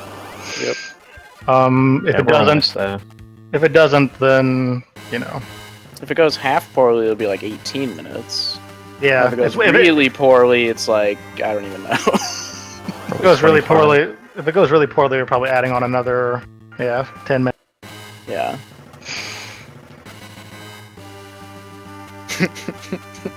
No, it's 2 tries and we're out. That's the rule. Yeah. So many D-fossils in this route. So Zeramis has, I think he has 61,000 hit points, and he's effectively got 3 phases. He's got a 4th one, but he goes from phase 1 to phase 2 really quickly, so we don't even worry about phase 1. So in his first actual phase, he will alternate between basically Big Bang, Black Hole, and Virus in some sort of pattern. And if you direct damage him and put him to below 16,000 hit points, he will go into phase 2 and refill his hit points. And then he will alternate between Big Bang, Black Hole, and Nuke-ish. If he gets below a certain amount after that, then he will go into phase 3, which is Meteor, and he just spams Meteor. So, and another thing, he will retaliate any spell with either Nuke or White. Nuke or Weak. So, the plan for the fight is to Berserk Kane and to have Rosa reflect 2 white spells off of herself. And that will hopefully put Zeramis to somewhere within 16 and 20,000 hit points.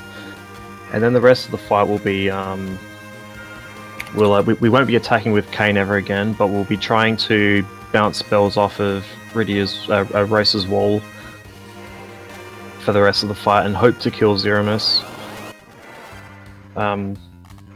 We can either kill him quickly, which is about 3 minutes 40, or the fight will take about 10 minutes. Yeah, that's kind of just how it goes. Yeah. If you get the wrong luck, then there's... Yeah, then the fight goes really bad. It used to be that if you just had dead in the water with that, there is a semi-recovery strat that can work now, but yeah. Yeah. Yeah, the strat really, there's different strats you use in this fight, depending on who gets nuked and who survives the Big Bang. There's a couple of instances where you just cannot recover and you basically are just resetting, but that shouldn't happen. But otherwise, depending on what happens, we will try to manipulate Rosa's ATB so that at a specific point in the fight we can manipulate how many attacks Kane will do later on, and that's depending on how much damage Rosa will do. Because if Rosa does too much damage, we want to have Kane do 1 less attack than what he'd normally do. And then similarly, if Rosa does too much, if she does too little damage, then we want Kane to do another attack.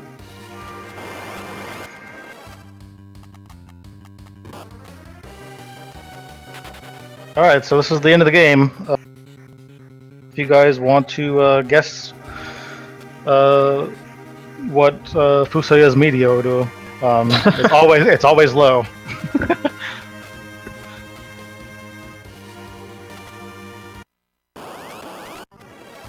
So yeah, we go through a lot of cutscenes here. This is Golbez realizing that Dark Elf is actually the scary guy named Zima. What are these guesses? They not know? They don't know. I just wanted to snipe my ones at you. Ah, yes. Alright, we're gonna guess this. Alright.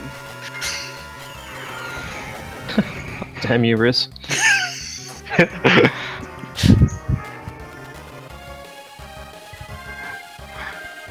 Hey, you might win. When you see Fusoya's Meteor damage, you just realize how bad Teller was as a spellcaster. Oh, it's so awful.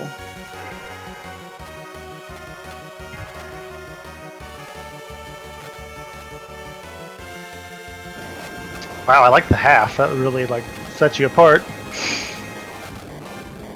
Wait, there's a decimal and a half, by the way. So it's really 131.3. Well, no, it's like 8295835 or something. I don't know.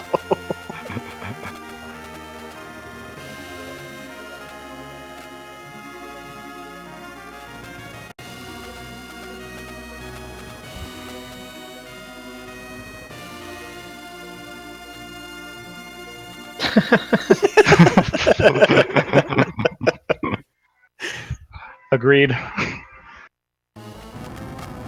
Oh, I hope I'm waking up to do this fight right. Also, Golbez is a terrible spellcaster too. Great. He's got a change rod. Damn it. Oh yeah, winner! Alright, I'm gonna lower headset, so walk us luck, through it, guys. Godspeed, and do it.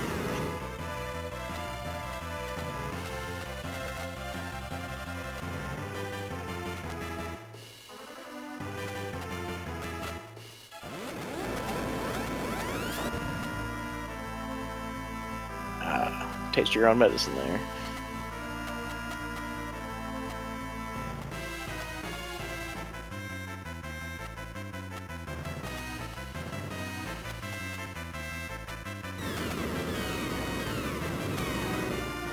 The ATB for this fight is very, very particular. So hopefully Rivers manages to get through the fight, but if you mess up any of your inputs, it causes Zeramis to act earlier, and you cannot do the straight. You're basically then trying to do as much damage to Zeramis to make him phase change, and then at least get into a pattern where you can start dealing damage. If you get stuck in phase 1, then it's very hard to do damage to Zeramis because he's casting Black Hole so often, and you can't direct cast White on Zeramis because you won't be able to then cure yourself in time. Weak you or whatever. Yeah, he just retaliates with weak. Which is not good. Usually for Vardman Big Bang, you just run out of HP. Yeah.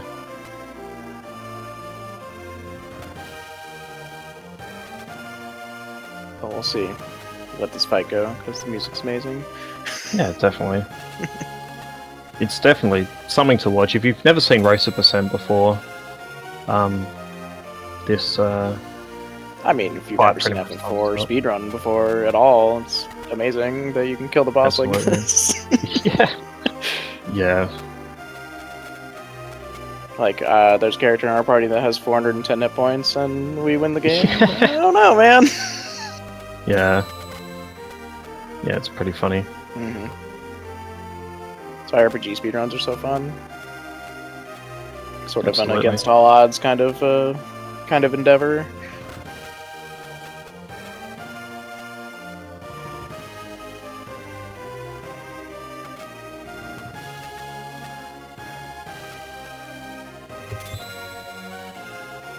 But the fight's very different to the Drain Spear out. You can kind of split the Drain Spear Zeramis fight into half, where you do damage to Zeramis to make him phase change, and then you can actually stop and wait for Zeramis to shake. Like, it indicates when he phase changes, and then you can like line up your ATB properly so that you can get in kind of a rhythm to do damage. Yeah, that fight's fun once you know how to do it. Yeah. Honestly, I think it's really fun, you know, if I don't screw up my formation. Yeah. But we'll see what happens. Mm-hmm. So you have your formation like this, because obviously Cecil will go first, and then for the first 5 turns, it'll act like a strike first. So Cecil, Rosa, Edge, Kane, and then Rydia.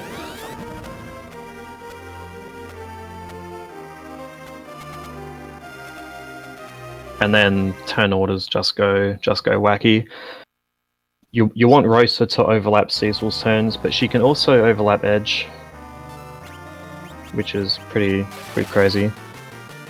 And Edge will basically do a 1 attack, and that's throwing the Ninja Star, and then he might throw an Elixir later on. That's a good nuke.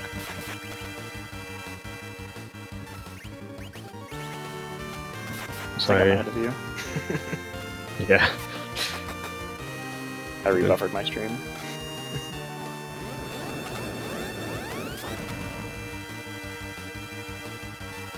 Berserk has the nice side effect of just giving Kane turns like when he really shouldn't have them. Yeah. So here you're hoping that Edge doesn't die to Big Bang. If he does, you have to do something with Cecil's turn. That's a little weird. You have to kind of delay in his menu until Kane's finished attacking, until you throw an elixir. Mm-hmm. That Edge survived, so yeah, I'll do that. So he parries with Cecil and then waits on Edge's turn for Rose's White to happen, because then that will line up Rose's turn after the next Big Bang to then manipulate what Kane does.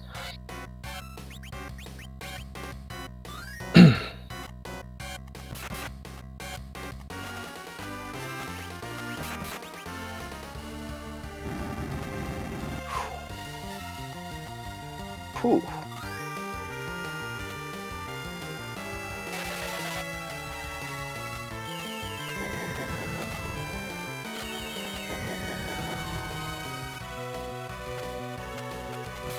So I think he's probably going to be holding off on Rose's turn. I think the nuke damage has been pretty good. But, I mean, he had like a 90-something white. I think he's alright. Yep. So he's got to recast his wall because it runs out relatively quickly. Yeah. And after that, he has to do a very specific run buffer. He won't get the run buffer straight away, so he has to hold LNR for a bit longer. But if he misses this run buffer, it's rip. It's game over, yeah. And it looks like he got it, so that's cool. So he'll throw an elixir on Rosa, and then he will be using a heal on Zeramus, which will... It causes Zeramus to retaliate with nuke, but it also nerfs the next Big Bang damage. By a lot. Yeah, by a lot. So having Kane dead is, yeah, you'd rather have the nuke reflect off of the wall, but if Kane dies to the nuke, then the next virus damage will be higher on Zeramus. So you need the next two white spells to be higher, and this one's really good. So that is good. So hopefully we can kill Zeramus. Yeah, just either does it or doesn't. Yeah. Yes, got it. Oh baby. Yeah. Whew. Oh yeah. Congrats. First try. It's been a while since I got that fight to work. Yeah, right. Nice one, man. That Would might you have have been parried the there, first Ross? time I've seen it, Oh baby. Say that again? Would you have parried there? No. Okay, that's what I figured. I wasn't planning Kane's damage, but I figured with 83 and 91, probably good. Yeah. We can watch the replay to see if the guess was right though. That'd be interesting. Yeah. Do that. So it's my timer was 3:16, which marathon. Jordan champ. Jordan champ. Jordan champ. It's about 12 minutes under overall record, but that's fine. Overall record with like 40 back attacks. Yeah, pretty good. It's a good marathon time. Yeah, definitely. And getting the Zeramus first time is always what you want to do in a marathon. Absolutely. It's so scary to do this strat in a marathon. Terrifying. I can't believe you did it at all. We're here to entertain these folks, and people like when I die for some reason. Well, good job. You failed. Yeah. You actually didn't die once. So we've got, what, like 15 minutes of estimate left? Yeah. So I'm gonna play the ending for as long as they let us. Alright. Sure. I think Osei is the next runner, so I'm Yeah. sure you can put in whenever he wants to.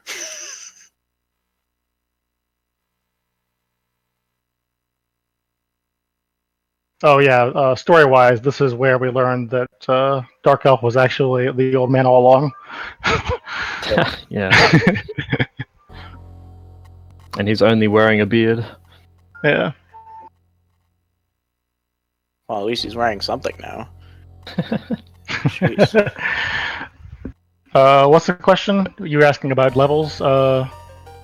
So Rosa and Kane are probably normally leveled for this segment. Everybody else is completely underleveled. Yeah. But that's kind of the way the grind fight works here. Is we get Kane and somebody up to a high level, and from there finish the game with just those two characters.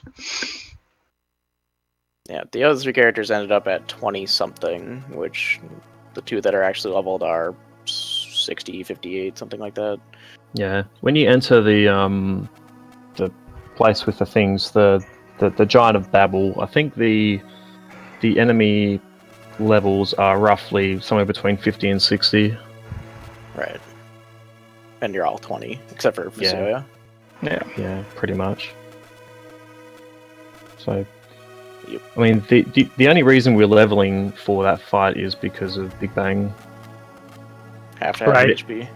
Yeah, and because we need some sort of way of damaging Zeramus in the first place. Like we could just Berserk Kane, but he's just too slow without levels. I'm not positive this will work or not, but one thing I do want to try is I think the Japanese version has enough reflex to do a fight like this without a grind fight. Yep. It'll be scary as hell, but Enough reflects. yeah. You just need to throw heals constantly, because that was kind of one of the tipping points of making this easy in the first place. Was Roth figured out that you throw a heal, you can make him counter, but also not make him change forms because it's not attacking his HP directly. Yeah. I mean, what you have so with that, so the grind fight's what, 3 to 3.5 minutes probably. Yeah. So then you're basically losing a minute somewhere like in the CPU fight. So you'd have to like have a fast Zeramus fight and see what happens. Well, that I'm gonna cut my. Guys, thanks for coming out. Thanks for supporting Red Cross. Thanks to my commentators for waking up early at ass o'clock with me. Thanks. Fuck. It was fun commentating your race, sir. Thank you. Absolutely. All right. Yeah. Thanks Good again, time. guys. Take care. Have a good one, mate.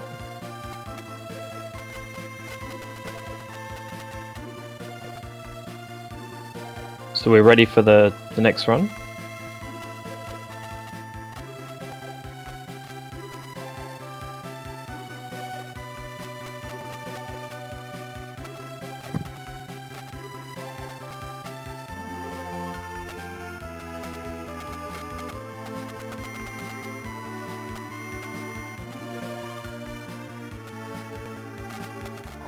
We should be getting ready here. I just need to. I think Freddy maybe have fallen asleep. He had the longest night shift out of all of us, so I'm not entirely surprised at this. He's a machine. He does do Order of Ambrosia runs. Yeah, that's true. Yeah, he's a little crazy. But I think he loves Order of Ambrosia, so. More than FF4. You kind of have to if you're gonna do it. Yeah. Yeah, So, Rivers' main game is FF4 at the moment. He's put in so much effort over the last year, like trying to improve runs, and he's definitely approached it from different views that current streamers have. So he's definitely contributed to making this run better. Yeah, so, yell, everybody, yell really loudly. Freddy, wake up! Freddy! Freddy, wake up! Get down!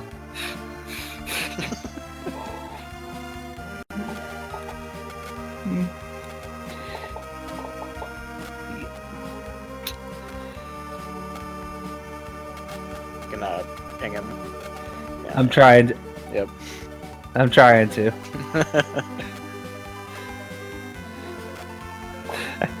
But yeah. Well, at least there's a nice ending to watch, at least. Yeah, that is true. So maybe we'll have time to wake him up.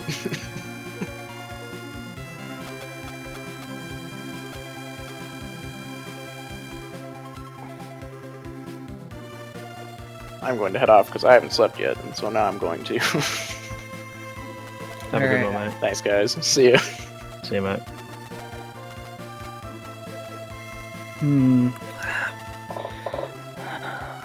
Hold on. I think I actually have his phone number. Let me call him.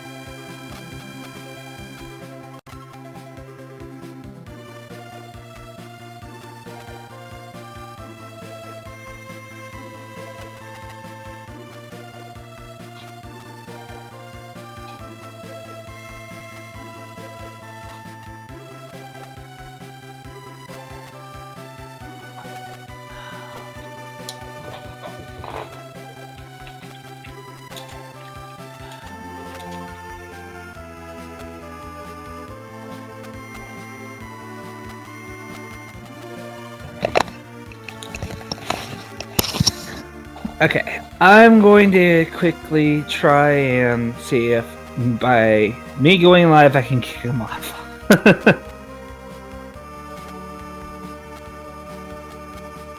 Are you going live to the same channel that Rivers did? No, I am going to stream directly to Vulcan's channel. Okay. So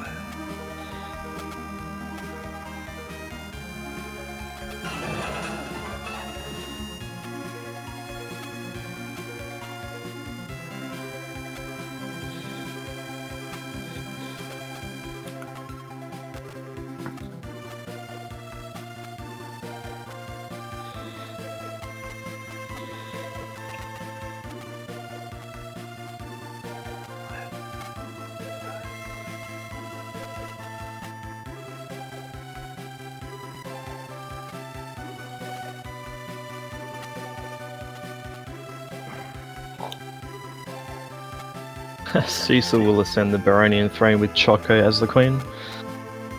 Nice. alright.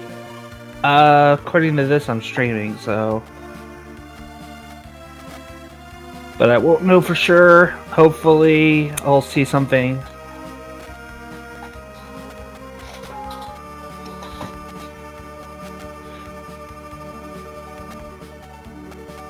No, I can't. Shoot. It's not like I can just kick him off. Crud. Ready? Why, man? Encore FF4! Ah. Oh, you know we're going to be... he's gonna have a tough time living this down, unfortunately. You can tell. Okay, reset FF4 again.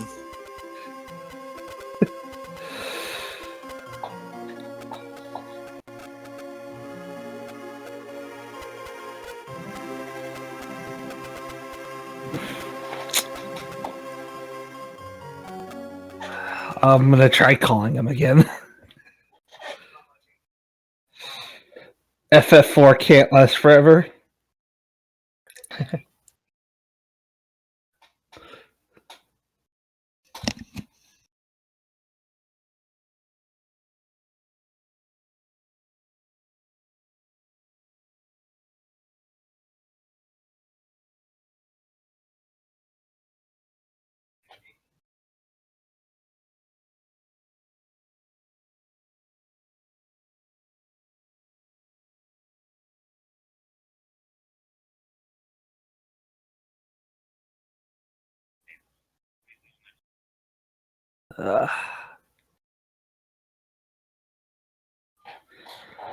Darn. Swing and a miss.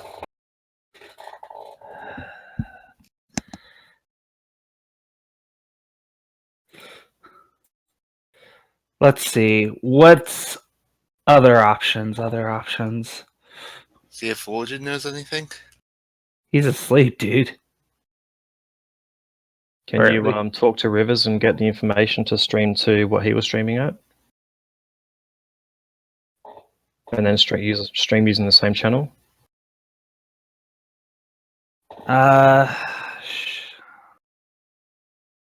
Yeah, but I have a completely different games capture, so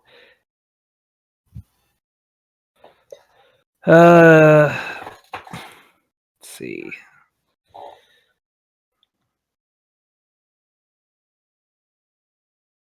That means I'd have to stream the beam.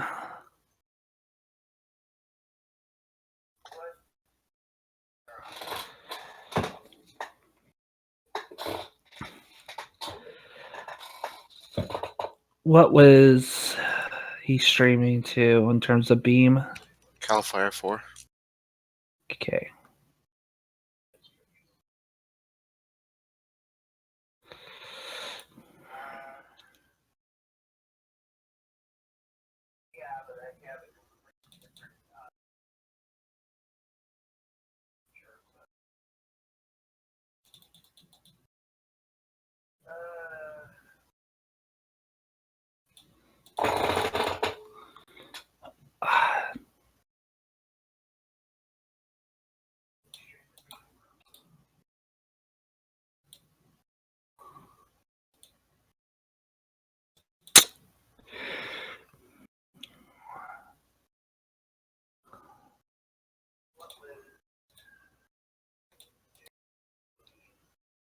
I'm going to have to add a new scene.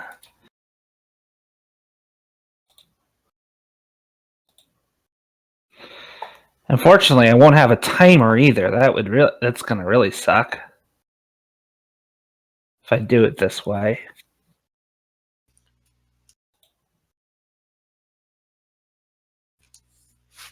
Oh, good. Freddy's awake. Oh,